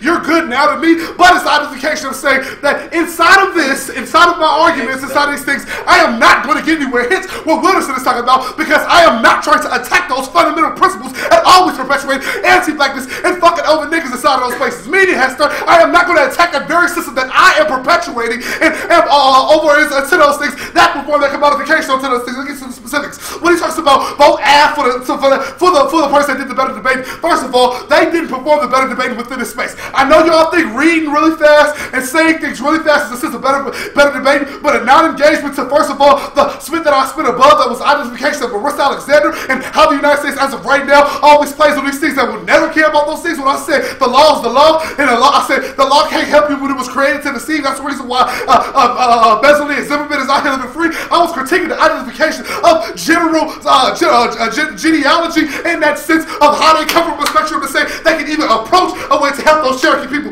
You just admitted, bro, that this land in itself is upon those Native Americans who got oppressed. So you perpetuate any plan or any way to say, oh, I have a spectrality or I have an openness, I can involve some political sense to do anything. It's not only a sense of bad faith because the shit has been said before, it hasn't been done, but it's also a sense of how you perpetuate those same oppressive structures by lying and by perpetuating those faces to those people that don't engage those things. Other thing is that the vote ab is he says voting abs takes responsibility. You have not took responsibility for the shit that you have did in this space. Look, I'm not trying to hold them to shit Fitz did. I'm not talking about Fitz. Most of y'all weren't even there. I don't even know how many of y'all saw the public debate. So it's not about the experience with those things. Take the 1AC for example of why we should not trust the understanding of what's going on. That non-engagement to what is going on inside the negative is the fundamental reason. Other than that, when he says the killing fields are inevitable, first of all, I've never said the killing fields are inevitable. My argument was that the killing fields is the process of what debate is right now in the status quo. Hence the 1AC.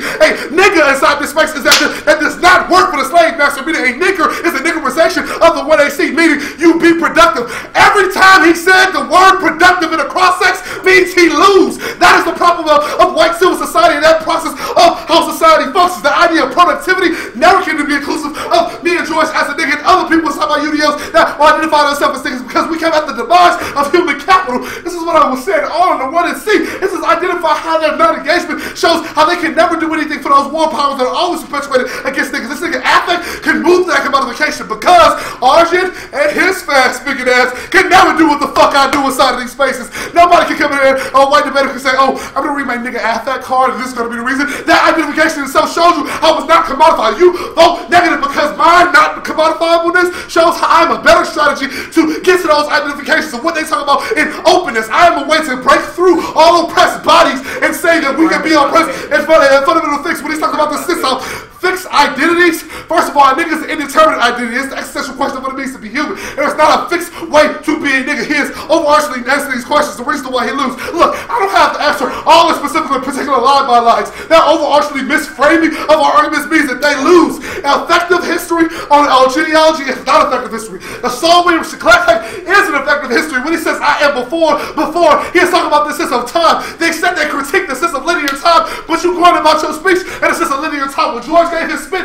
and he stopped, he was questioning that modes of how time functions. He is questioning and bringing it to those spaces to how we perpetuate those system times. That form of political action is never done from the affirmative. That form of challenging linear time is never done. This means that you can't vote with somebody and say they're going to critique linear time and never did this shit in a place like this. It shows you how that contested privilege and all that authenticity test shit is not real. First of all, I never said it's going to be some authenticity test, but all the bullshit that was perpetuated, yes, I said bullshit, perpetuated for the affirmative should be an authenticity test because oppressed bodies should be able to trust that shit. The productivity to the disaid, the idea of permutation, the coalition building, there's all reasons to why we cannot trust you. It's affect, it's not creating the terminology. That term in itself is the reason why we break through white supremacy and they can't. They lose.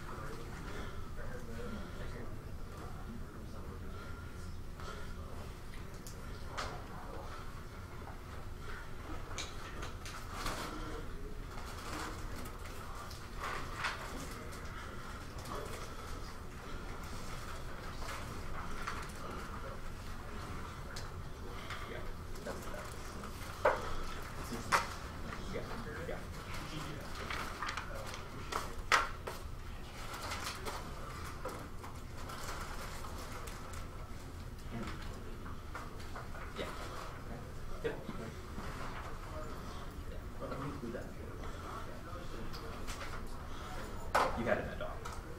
That's right. It's long, but Okay, we're good. Okay, 436.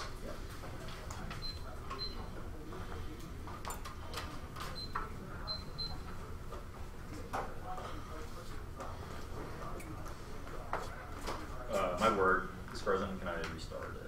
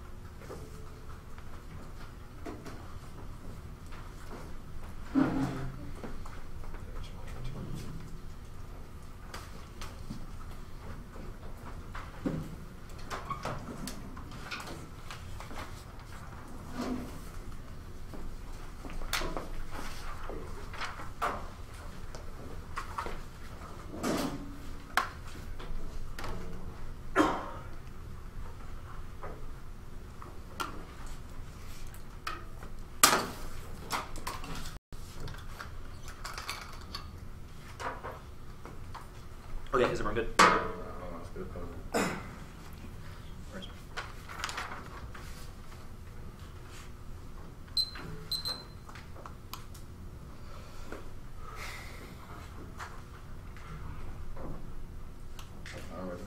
Yep. Cool.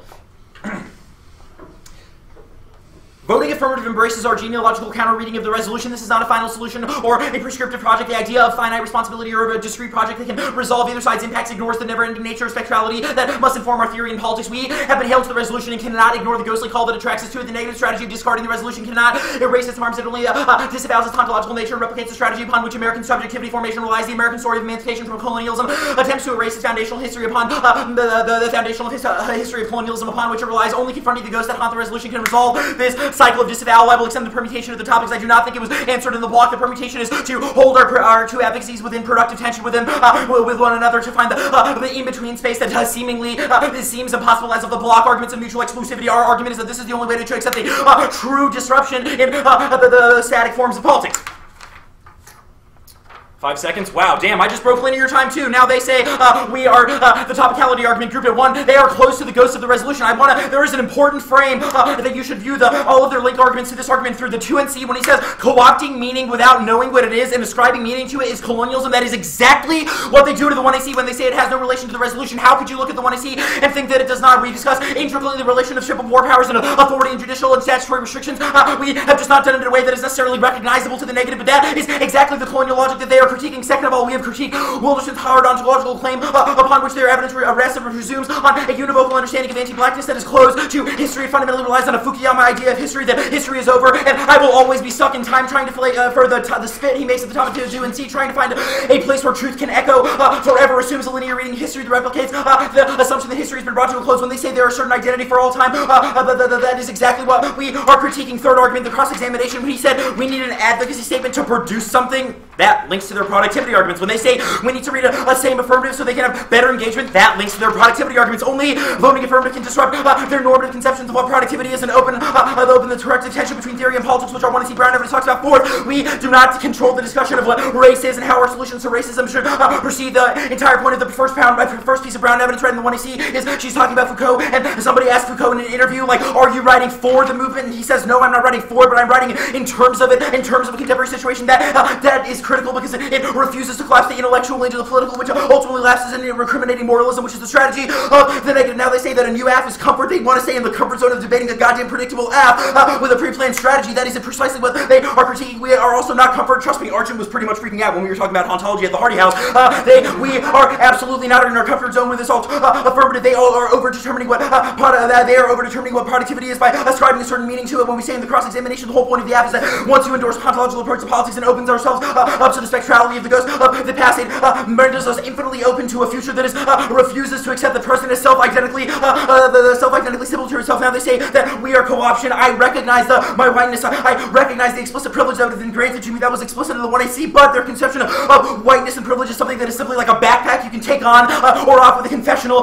Motive politics is our Smith evidence impact turns out and says that this is fundamentally an authenticity test and turns their bad faith arguments. The location of the problem of the killing field, locating the problem of the killing fields in us too as privileged debaters, the Copeland winners, etc. That mistakes very real effects of historical power systems like anti-blackness colonialism as causes of that, i.e. it locates white shit within us, its individuals, and says that's a reason to reject us. This assumes that we have uniquely made this space somehow unsafe, and that effaces the anti-blackness and colonialism, and that that negatively implicates us all. Their model of punishing us is a model of punitive accountability which relies on a self-reflexive Eurocentric subject whose intentions are always transparent to him or herself, which is proven by the fact that the negative can only define themselves as difference in opposition to a normative other, which I'll explain a little bit more.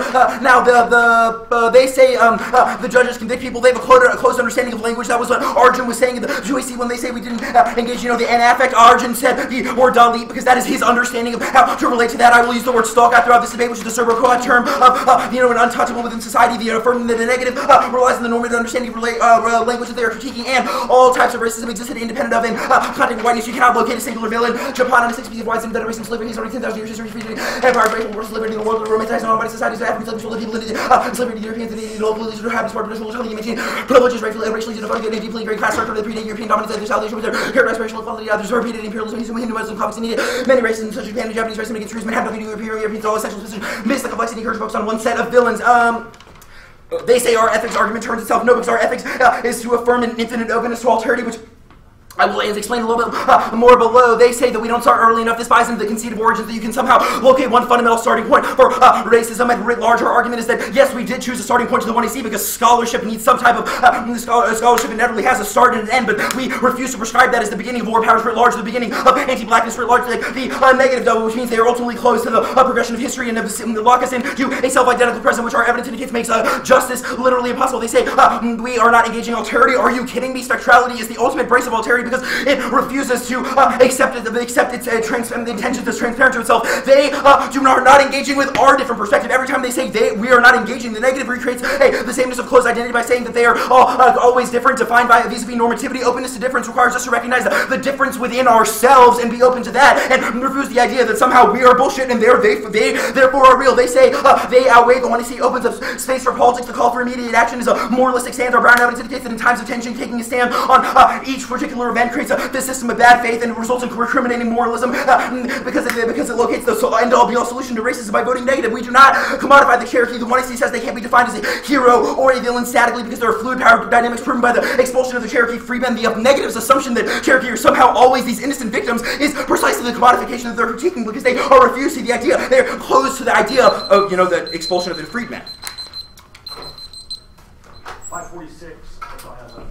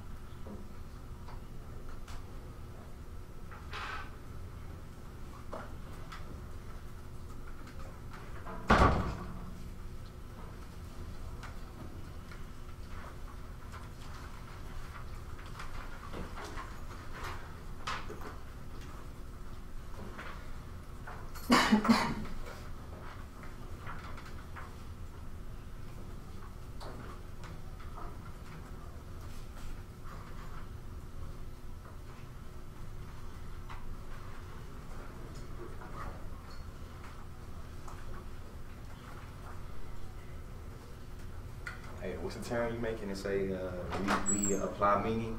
We apply meaning to y'all, did you say? Oh, when y'all were saying like the only way to understand what judges is somebody who convicts people.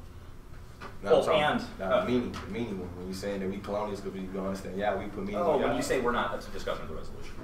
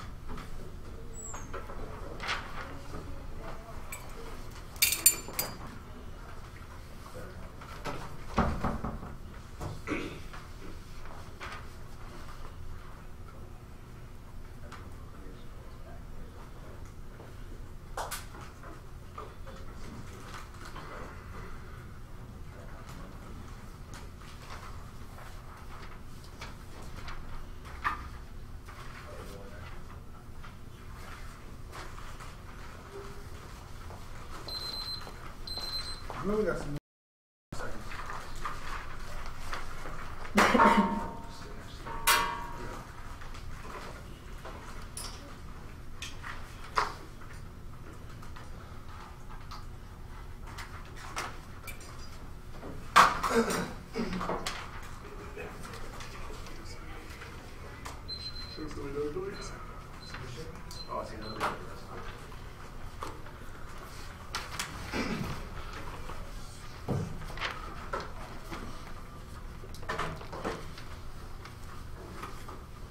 Last pretty speech of the career.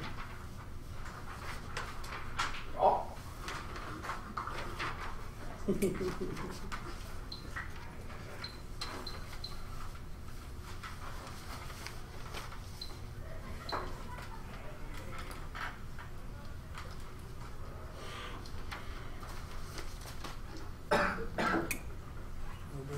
That one laid down so that battery don't fall out.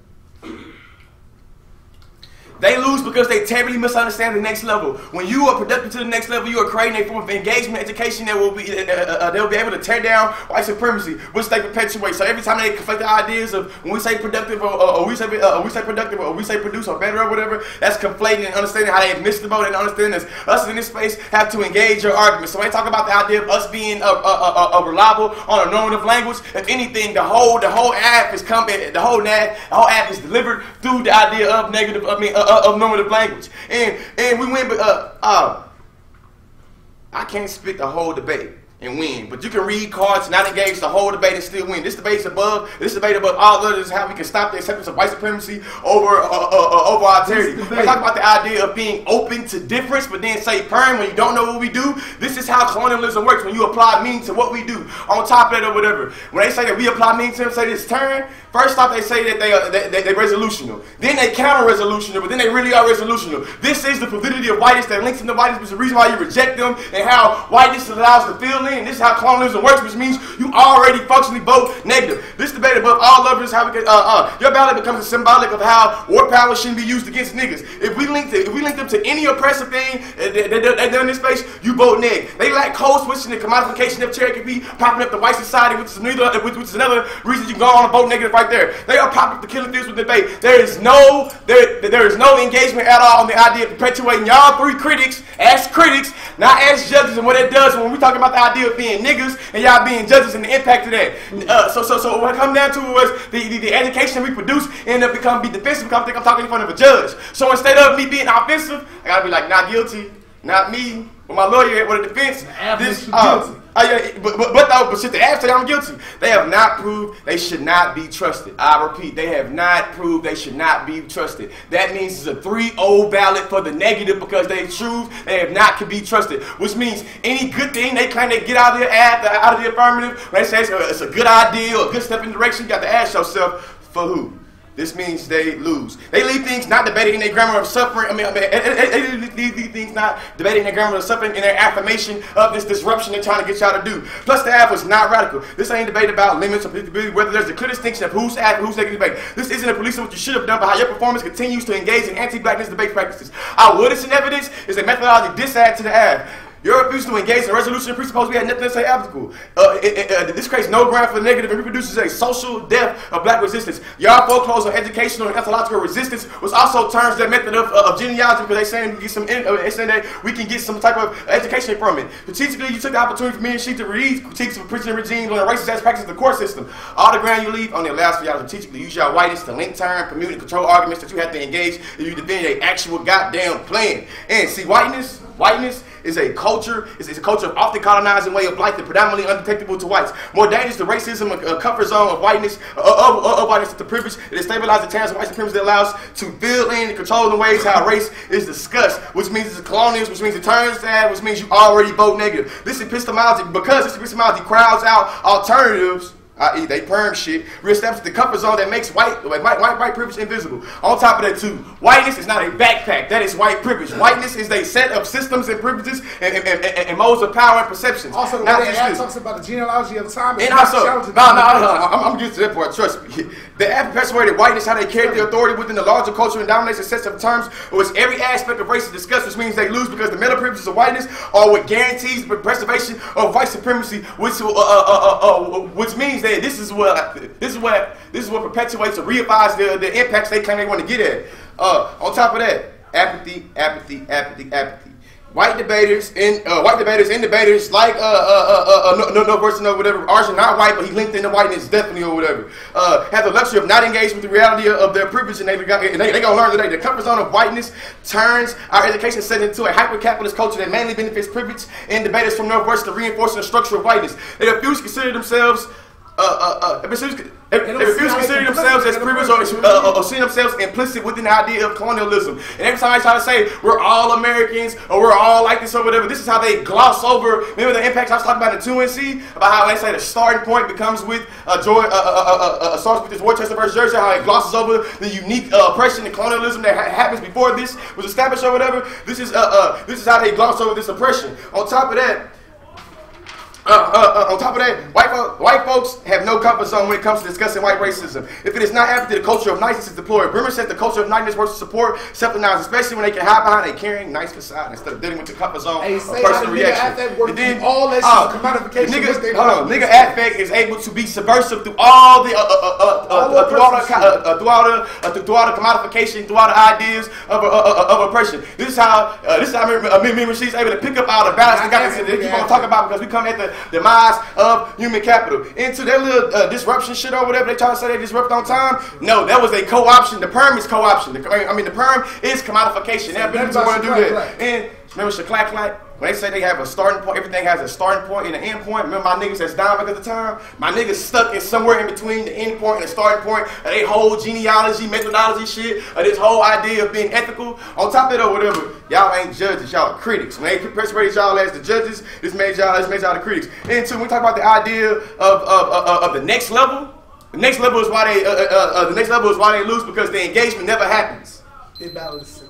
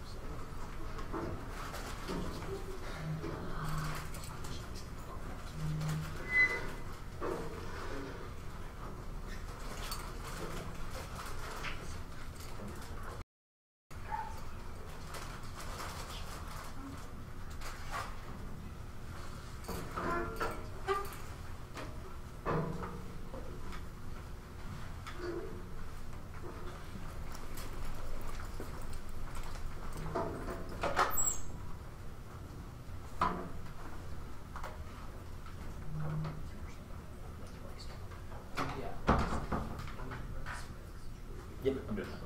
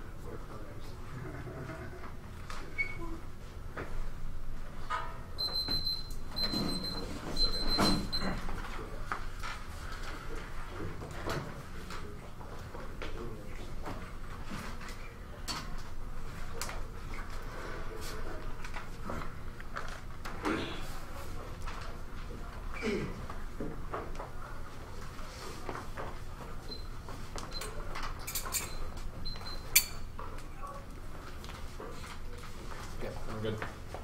Hold on, okay.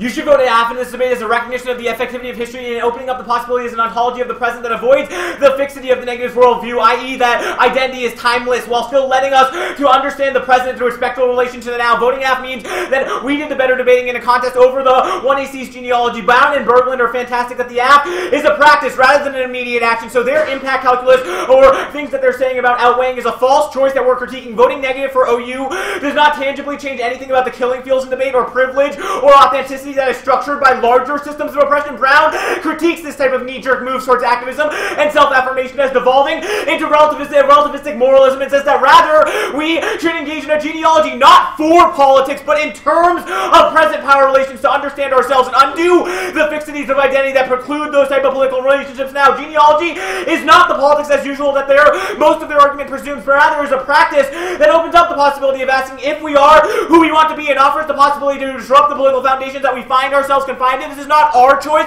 but this offers the possibility for U.S. critics or judges and whatever you want to say, because language is not sedimented in stone, to make the choice to affirm your own hauntedness as a site for a new possibility for politics. Effective history opens the possibility for an ethics of spectrality that allows the hauntedness of the past to be recognized in the ever-present. This is the reason to prefer the AF in this debate, because OU's arguments largely rely on a normative understanding of authenticity in language that inevitably sediments those with no hope for change, proven by the negative assertion that identity is timeless, or that judges necessarily means that you are judging them in a criminal court. Ethics nor authenticity belong to anyone. The AF situates ethics and politics as a spectral possibility that the judge can affirm in reaction to the better debating in our practice of effective history in this debate. Only a vote for Northwestern can make your decision and take responsibility for the hauntedness of your subject position and potentially embrace a more productive vision of an open future. Proves that we can recognize our privilege.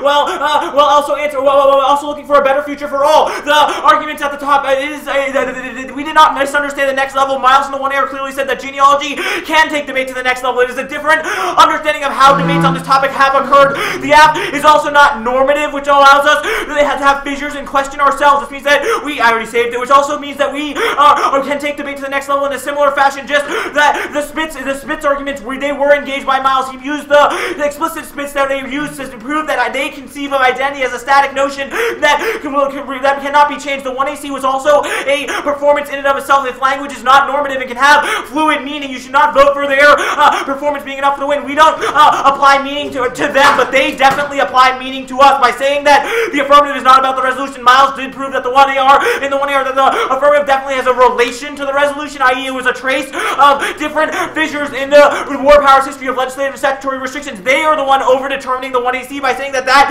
did not exist, but which means it's contradictory with all of their impacts that they're going for in the 2 and R. Means you should not define as colonialism. That's how they which is how they define colonialism, which means that voting negative in this debate can only re-perpetuate colonialism, and there's only a chance that genealogy can possibly change that. It's not contradicting your whiteness, because they may be controlling how race should be understood, but not, but they are the ones propositing how race should be understood, not us, which is the staticization of identity that we are criticizing. Brown evidence says, I already extended that above, we did not commodify the natives. Miles said in the 1AR that we are just responding to the hauntedness that we all have, and that we have as American subjects. Their alternative obviously does not solve this anyway. Voting for OU does not have a practical impact on the ethical arguments we're making above. They normatively oppose judges as a system. That is the K of language that we've already argued above, that it is fluid, which means this argument does not make any sense. Their privilege and cover arguments also rely on a juridical notion of subjectivity that the entire affirmative impact on anyone. Rashid says that black people are never in comfort zones, and hence conversely implies that we are. That's the linear understanding of history that claims effects of historical power systems like colonialism are causes of it. We are all implicated by anti-blackness and colonialism and are all in the killing field. Is safe is space for no one as long as they continue to exist. Their explanation of privilege as something we just have on us like a backpack of faces structural conditions of oppression by locating their effects within specifically named self-enclosed individuals. This relies on a humanist understanding of subjectivity, which can define itself over and above others by embracing a punitive model of accountability, i.e. when they say you can't trust us. That is the link to this argument. The ultimate example of this is how they critique the consumption of you being a judge, determining guilty and innocent, and then literally say that the affirmative is guilty, which is a double turn with the conception of their argument. This is all an impact turn to the rest of the idea that we can ever be sure that anyone's intentions or confirm that someone's totally honest blocks us into a self-identical present, which is closed to alterity, i.e.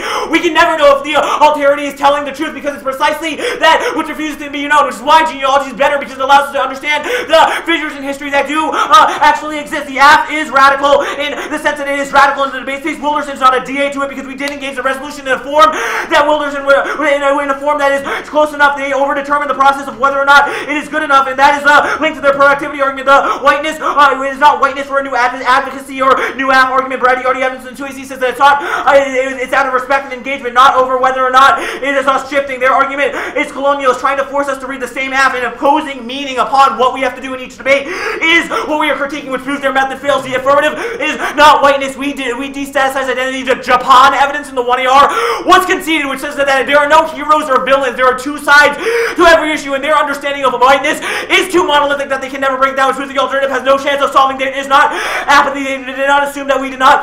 They did not assume the arguments like the delete in the 1AR, how we posit us as not being privileged. We do not gloss over that. We are not. We understand our location as Americans, etc. We are not niceness either, because this is not my comfort zone, obviously, and we're not trying to be nice to them anyway. Delete effect was not commodified, which means that even if their affect's not commodified, ours isn't either, so it's solved as well.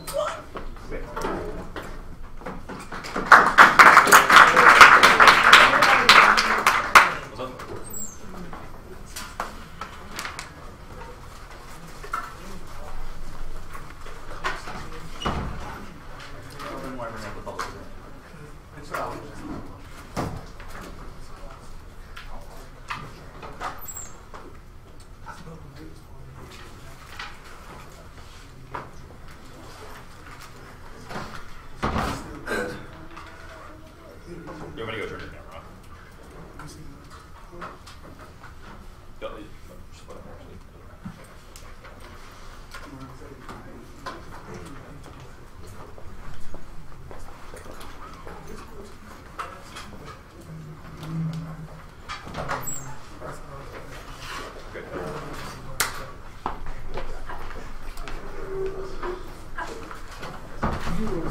Yeah. I'm gonna leave it. I'm just getting my computer. I'm gonna leave that in.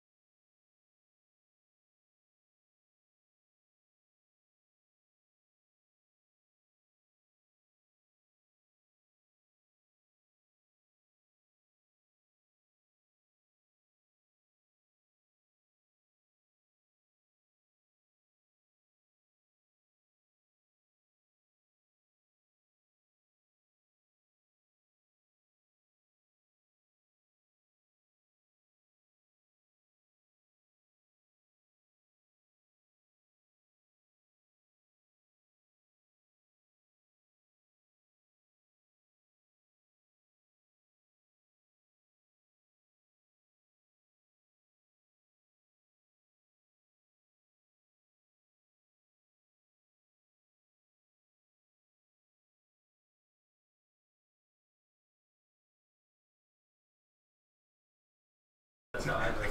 I didn't even know you were doing this bit. Yeah.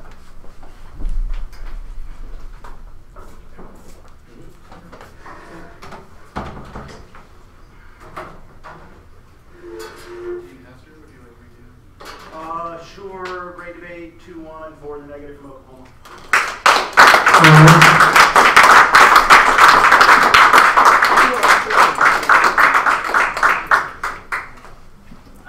I'll go first.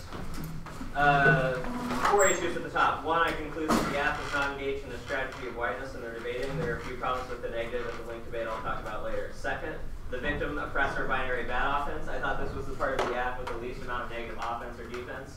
The 1AC is built to demonstrate through example that these binaries are products of the system of oppression and mystification that you can test. That's never answered. They further say that the alt requires deducing intentions, which can never be grasped from alterity perfectly, meaning that it links by requiring that history be divided into oppressors and oppressed.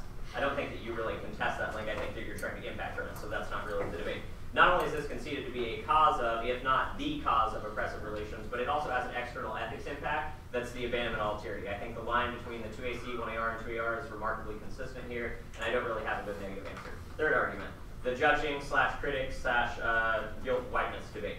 The negative strategy relies on a juridical language of guilt and innocence in regards to trusting the app, while also critiquing the app's use of the phrase judge, as it implies a racialized set of juridical relations. At least, I think this takes out the link to them calling critics judges. At best, for the app, I think it proves that the alternative repeats the same gesture of violent inclusion of which they've used the app. Fourth argument, I resolve that genealogy is good, not bad. Almost none of the neg offense is specific to or intrinsic to the performance of genealogies writ large. And certainly nothing about the content of their genealogical analysis. The alt doesn't attempt to solve the app through inclusion of their method. I think that you all would admit that you don't try to solve the app except for in back-ending the impact debate. So this is unique offense to the alternative, which would presumptively refuse all of genealogy because there's no explanation about whether your alt would permit genealogy. In fact, you impact on it. So I think it's safe to assume that your alt wouldn't allow genealogies to happen. I don't think there's an argument to their argument that genealogies are intrinsically necessary to resolve ghosts of unethical violence. So the neg problems, the anti-black debate practices, I'm not sure what practices you are isolating as being anti-black in the 2NR. There's no extension of the new app link, nor to the speed arguments, nor what you call the reading of bullshit white evidence. All of the claims for the app not only have strong defense, but offense. In the 2AR, I have, quote, attempts to impose meaning between debates and debaters in order to force a subjective, individualized standard of consistency is the same projection of imperialism and intentions onto other persons without knowing their intent. So I think that links to your offense. Second link is war powers focus leads to exclusion of the Cherokee. I really don't have anything more than that line in the 2NR. I don't know how the app leads to Cherokee exclusion of the freedmen, especially given that the app contains an explicit critique of that relationship. Even if I allowed this argument, one, I can't unpackage that claim for you, nor make the application of the app's method or impact claims. That work needs to be done in the 2NR. Even if you won that argument, I don't know how that alone affects the criticism of the app's debate practices, or why you can solve those debate practices. The only other argument that I want to talk about is the alt solvency debate. I think that there's really one alt solvency claim in the 2NR, and it's the line I have quoted here, every word that you've said about alternative solvency. Affect is subversive across time. It disrupts linear notions like that of the app. This is basically just like an assertion. I think the app is controlling the depiction of the app as non-linear throughout the debate. I also don't think that even if you were to win that affect was subversive across time, it's not a comparative claim. Nothing about their 1AC would preclude affect. This is, again, the question of the link debate that I don't think that you've isolated any debate practices that they're using that expunge the possibility for black agency or black expression in terms of affect. I don't think that there's an explanation about why affect is a comparatively better method or exclusive to genealogy. And I think that the app could have done better at this point in the debate by also discussing the permutations. Although I think that was a slightly strategic choice given that their best link was probably the permutation. So that's all I have to say. Questions? I actually have to. I'll let you speak. Okay, I'll go next. I'm going to Nick because I think that without a plan you're upholding whiteness, and that I don't think that there is an alternative similar to what the kind of decision that I gave in the court of last year's. They're a T, and the next level is the impact to topicality. There's not an explicit alternative. It's a way of evaluating the debate, and that you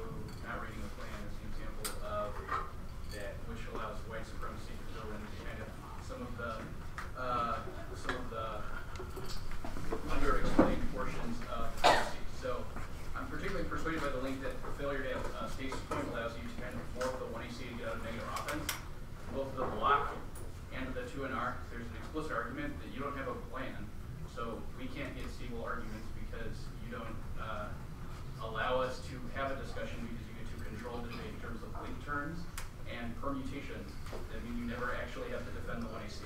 So, yes, I think that you're doing a great job on spectrality, and I can understand why Cook quoted Aft in terms of like your explanation of the theory, but applying that to war powers or what colonialism means or what we open space up to in the rebuttals is like very unclear, other than like mentioning of colonialism in the 1AR and I think the 2AR, you're like, we open up space to solve for stuff, but it's not clear what the purpose of the F is other than like nebulous openness, which I think they have to do that. So, I don't really understand that. I think OU has done a good job of pointing out how at times they're kind of like a vacuous nature to the impacts, and this means that this makes the most sense to me when you try to perm the argument. So if I think there's no alternative, as kind of explained in the 1NC when Rashid is talking about his experience at the ECLI, engaging ghetto kids eager to debate but looking for a forum that will accept their style as valuable, and so the next level achieves a better form of openness for debate. And so before I continue, I think it's important to distinguish between the discussion of comfort zone. So I think the term should be read in terms of how we discuss race in debate, which is the way that it's explained in the context of their evidence. While I don't contest that you're uncomfortable reading this argument, because like I've tried to get Mel and Bruiser to talk about spectrality, and really poorly fit. Their argument is about your ability to control the terms upon which race is discussed in these settings. So your inability to have a plan or a stasis point means that you get to determine how we talk about race, and then link turn or permute, whatever the argument. It seems like if we had a stasis point, that would be centralizing the discussion of race. Like centralizing how we should approach the discussion of race. The whole point of the app is that we should be open to alterity. So okay, actually, let me rephrase my question. Okay, their argument is in which way does the 1AC control the discussions we have about racism? Their argument is that a failure to have a plan means that you get to, in the debate, control the way that we have this discussion. So I think that I like the app a lot. I like spectrality a lot. I have some suggestions talking about spectrality that would assist you all. But I think that they have much better link arguments about what happened over the course of the debate and how you kind of approach their strategy. So instead of being like, hey Rashid, what were you talking about when you're talking about being in Baltimore with those kids? He's referring to working at the ECLI last summer and teaching kids about debate, right? The next level is not an alt, it's an impact to why we should have openness in debate and expand what we think. I don't understand what the affirmative does to foreclose openness. Not having a plan. Yeah. Okay. I mean, you say that we're an example of the resolution, and they're like, well, thanks, but we can't read. What did you think about the argument that they are imposing on us that we aren't an example of the resolution, which is like their entire argument that it's bad. The imposition of meaning and assuming to know what an advocacy is colonialism. A quote from the 2NC. What did you think their answer to that's what you're doing with your T argument is? Because there's a difference between having stable advocacy for the purpose of debate and appropriating meaning. I think that the permutation of the next level argument is a better example of appropriating meaning. They don't try and appropriate the 1AC. They just say that it's kind of nebulous and that there are better ways to have or engage in debates. I don't think that they are attempting to appropriate the 1AC. I think that the permutation example of appropriating things you don't understand because there's never an alternative. So it demonstrates their link argument, or it demonstrates their kind of impact argument to the kind of a plan position because you perm something which is just like a standard for evaluating topicality rather than an alternative. And so I think voting negative can solve the killing fields, and the killing fields are inevitable because the killing fields, or resolving the killing fields means endorsing a vision of debate that changes how we conceive of what's productive. So if we focus on war powers and we'll have different styles of engaging that, we can no longer dismiss certain bodies because they produce knowledge in different forms. So when they're talking about the killing field, what they mean is debate techne creates killing fields because we disregard certain bodies as unproductive. And that the way that you get to control or dictate debate without having an explicit stasis point. But don't you see like why that is them trying to dictate how we should debate, which is what we were saying they were double-putting themselves on? Like why our argument is not about appropriation. They were like the imposition of meaning and assuming that you can read an advocacy transparently as colonialism. We said your topicality argument that presumes that we're not resolutional is that. What did you think their answer to that was? Right, their answer to that is their comfort zone evidence that because you spoke first, you get to dictate you get to think. It's just like, yeah, we wrote a strategic app. Like, I get it. There's no stable way of engaging in the app. So yes, you are correct that there might be like a risk of a dissent to them trying to appropriate the money you see, but they inevitably have to respond. But that's their whole impact. So you win because you're app, and they have to respond, so they've appropriated you. Okay. I'll let Esther go, I guess. Or you should continue. Sorry. So Arch, in the 2 year, you're like, we're not politics as the usual practice of asking who we want to be, and I think that that's like great internal evidence. But I want to know what you want to be in the context of the resolution. And there's like this, we have great internal links to some form of politics, but not an explanation that can be tied to anything, which is a problem. So you say vocabularies on normative understanding of authenticity and change. I think there's a distinction about what it means to be inauthentic. So they said you're inauthentic because of lack of a plan, which is an example of fluidity. And you all's response is like about privilege that you brought into the room, or like a backpack that you take off. I think that there's a distinction between saying you should lose because Fifth went behind our back, and I'm skeptical of coalitions because of how they played out in the past. Absent a purpose to the app besides openness, it's unclear what like the permutation means. I interpret the permutation as like a reasonability argument in a regular topicality debate, and I'm unconvinced that the app is reasonable.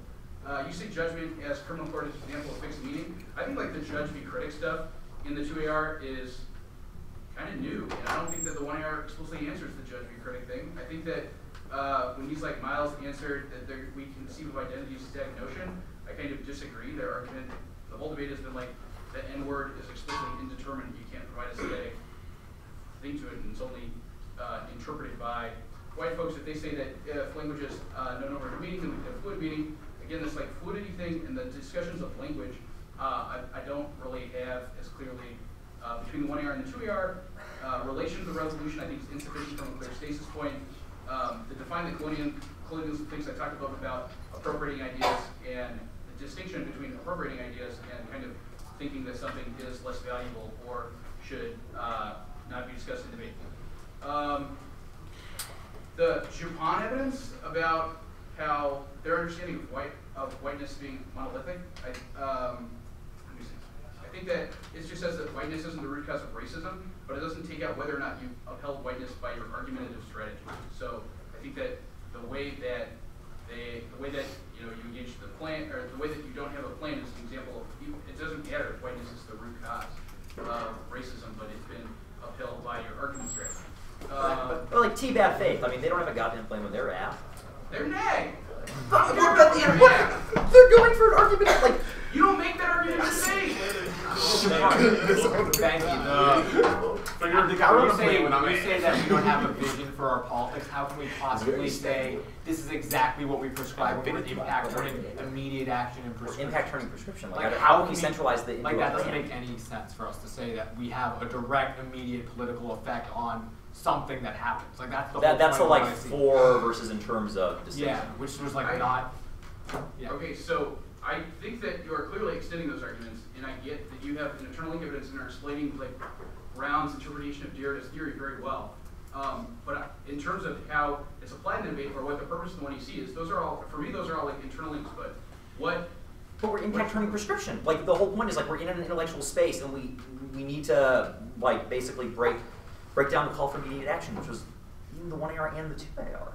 Okay, I think that voting negative and taking things to the next level is a better example of openness, and that your kind of what openness means is nebulous, and they have a whiteness fill-in dissent that's not particularly handled very well. And it's the argument, it's the two pieces of evidence read in the 2 and C. I think that openness, as described by the app, isn't stable enough for us to interpret like what that means or how that we get other than like we should be open to stuff. And their argument is that whiteness will always fill in the gaps. So suggestions that will help in context of whiteness debates, responding to Wilderson and people who write about Orlando Patterson specifically.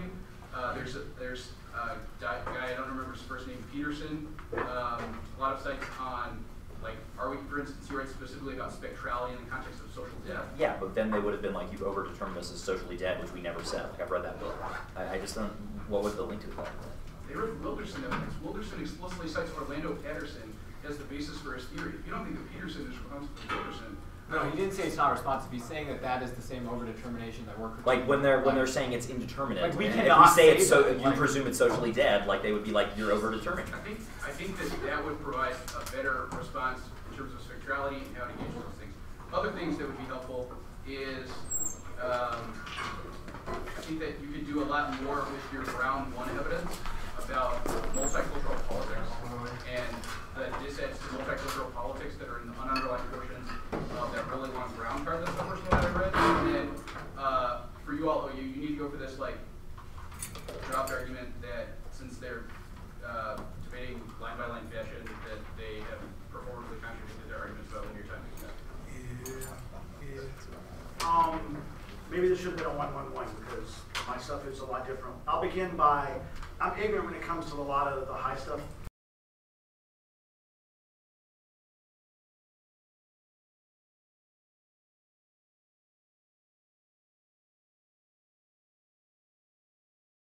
One thing, but I'm having a hard time figuring out why that matters to me. I thought the one in R, and truly the one in C, like kudos. I thought the one in R was the best speech in the debate by several magnitudes.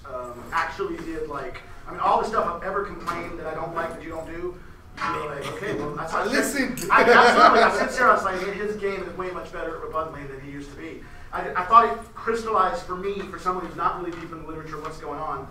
For me, the next level, I do echo Behnke's here, is a standard of evaluation that is extended throughout the debate as meaning something, which is, if we're gonna say whether a speech has been good or bad, what's it done, what is it achieving as it relates to the next level, I thought that the negative did a really good job of framing how the affirmative uses at different times in the 2AC and throughout your non-competitive position to them, the permutation debate, and some of the no-link debate, without really engaging them. Because here's what I have is, I have the affirmative voting issue as we need to be open to alterity, but I think the negative has pointed out multiple times in this round where you were not open to their alterity. Like, you did so in a way that commodified them. And ultimately, I don't think the alt, maybe I misunderstand what other people think the alt is. For me, the alt was the identity. And it's not the N word, right? It's all about the back end. So it's like the word and the word. So when I say the identity is the best way to disrupt that time. And maybe I'm just totally out of it with regards to the 2 and C. I do not understand the top of the 2 and C to be timeless, but rather he literally performed a disruption of time. When he says, I am the before, I, this person in this room, am the before, he's literally breaking down what time means in a linear fashion. Present becomes past, becomes future. And I'm like, okay, so the alt has shown me it can solve a disruption of time. Is there a disad to the aft? And the rest of it, what I talked about is, I feel like they've got some leeway, or excuse me, some inroads in, has the affirmative engaged that alterity? Because they've identified themselves as alterity, you haven't denied that they are, and they've given an advantage to the way they are alterity. Now, do they engage in some shit that is bad? Yes, but the problem is I have a hard time understanding what that is, and the one in R explicitly says, our impact outweighs theirs. The affirmative admits they don't do anything, and then explains how the always breaks this shit down. And so I needed the 2AR to be not only they engage in colonialism, but here's why that link that we have to them should matter more, or why it creates an impact that is bigger than what they may be winning against us. And so ultimately for me it was just like, they have an alt that does what you say needs to be done, and it also meets the number 3, it meets the next level argument, which none of y'all stuff ever does or is attempted to do, because functionally you don't understand what they mean when they say next level. So in the end, I'm like, alt does something good, it definitely accesses what the app says we need to be talking about, it definitely gets to the next level. Have they done some stuff that's sort of messed up? Yeah, but I don't know what that means. Has the affirmative also done some other stuff? Yeah, but I'm not sure what that means. Like, I thought the 2 and R went for some arguments, I'm having a hard time figuring out what it, but in the end, I'm like, neg accesses the aft advantage. The aft does not access the standard that the negative is meant, so I kind of voted aft, and I voted neg for those reasons. So that's the permutation. What were the, besides the permutation, what were the examples of us denying their engagement? Just the way the engagement goes down with, do you really get what they're talking about? Like, for example, the way I interpreted the 2 and C not to be this identity is timeless, but just the opposite, that it cannot be coherent in our notions of time. It begins from a position of incoherence. So if disruption is a good thing, like in general, I guess this would be good if I was RFDing a bumper sticker, right? My bumper, it would be, if chaos is good, then the us are always going to win that debate. You know what I'm saying? Like, that's essentially how some of this debate in a bumper sticker is. It seems difficult to me that the affirmative strat against what they like to say, not you as individuals, what they like to say is disruption good, incoherence good. Like, what did you think about just you're going for T, which double turns? This is where I was having a hard time figuring out. I guess I didn't get that they were saying you're going for T as much as they're making a topicality argument about what that means for debate, but not you lose because of a fairness or jurisdiction. They were literally like, we don't have ground. Yeah, absolutely, but their argument is not they don't have ground and therefore you should lose. It's because they have been put in the position they have, they make that as a move of whiteness. And that's an example to me. Well, why isn't that an example of incoherence? Why is what? The fact that we don't have a stasis point. My point is not that you haven't done anything that's incoherent in this round. There are lots of things that you show that I don't understand. I'm saying they're always better accessing that than y'all are. Right? That's the problem for me. And I'm not voting this round because I think you've done whiteness. Don't misunderstand me. That's where I think the negative is very shallow on you engage in white practices and all that stuff. I don't have an impact to that. In the end, they have an alt that no one's able to access except them because of the way they described it and the way y'all answered it. It's much better at disruption than y'all are. And they talk about next level. It's never explained to me why I shouldn't think about that, and y'all don't know what it's talking about, so that's what it was. Okay, I just have one other question. Sure. When you say that we haven't contested that they're alterity, yeah. What about the argument that we made that alterity cannot be defined? So to the belief in a transparent self That's slippage on my part.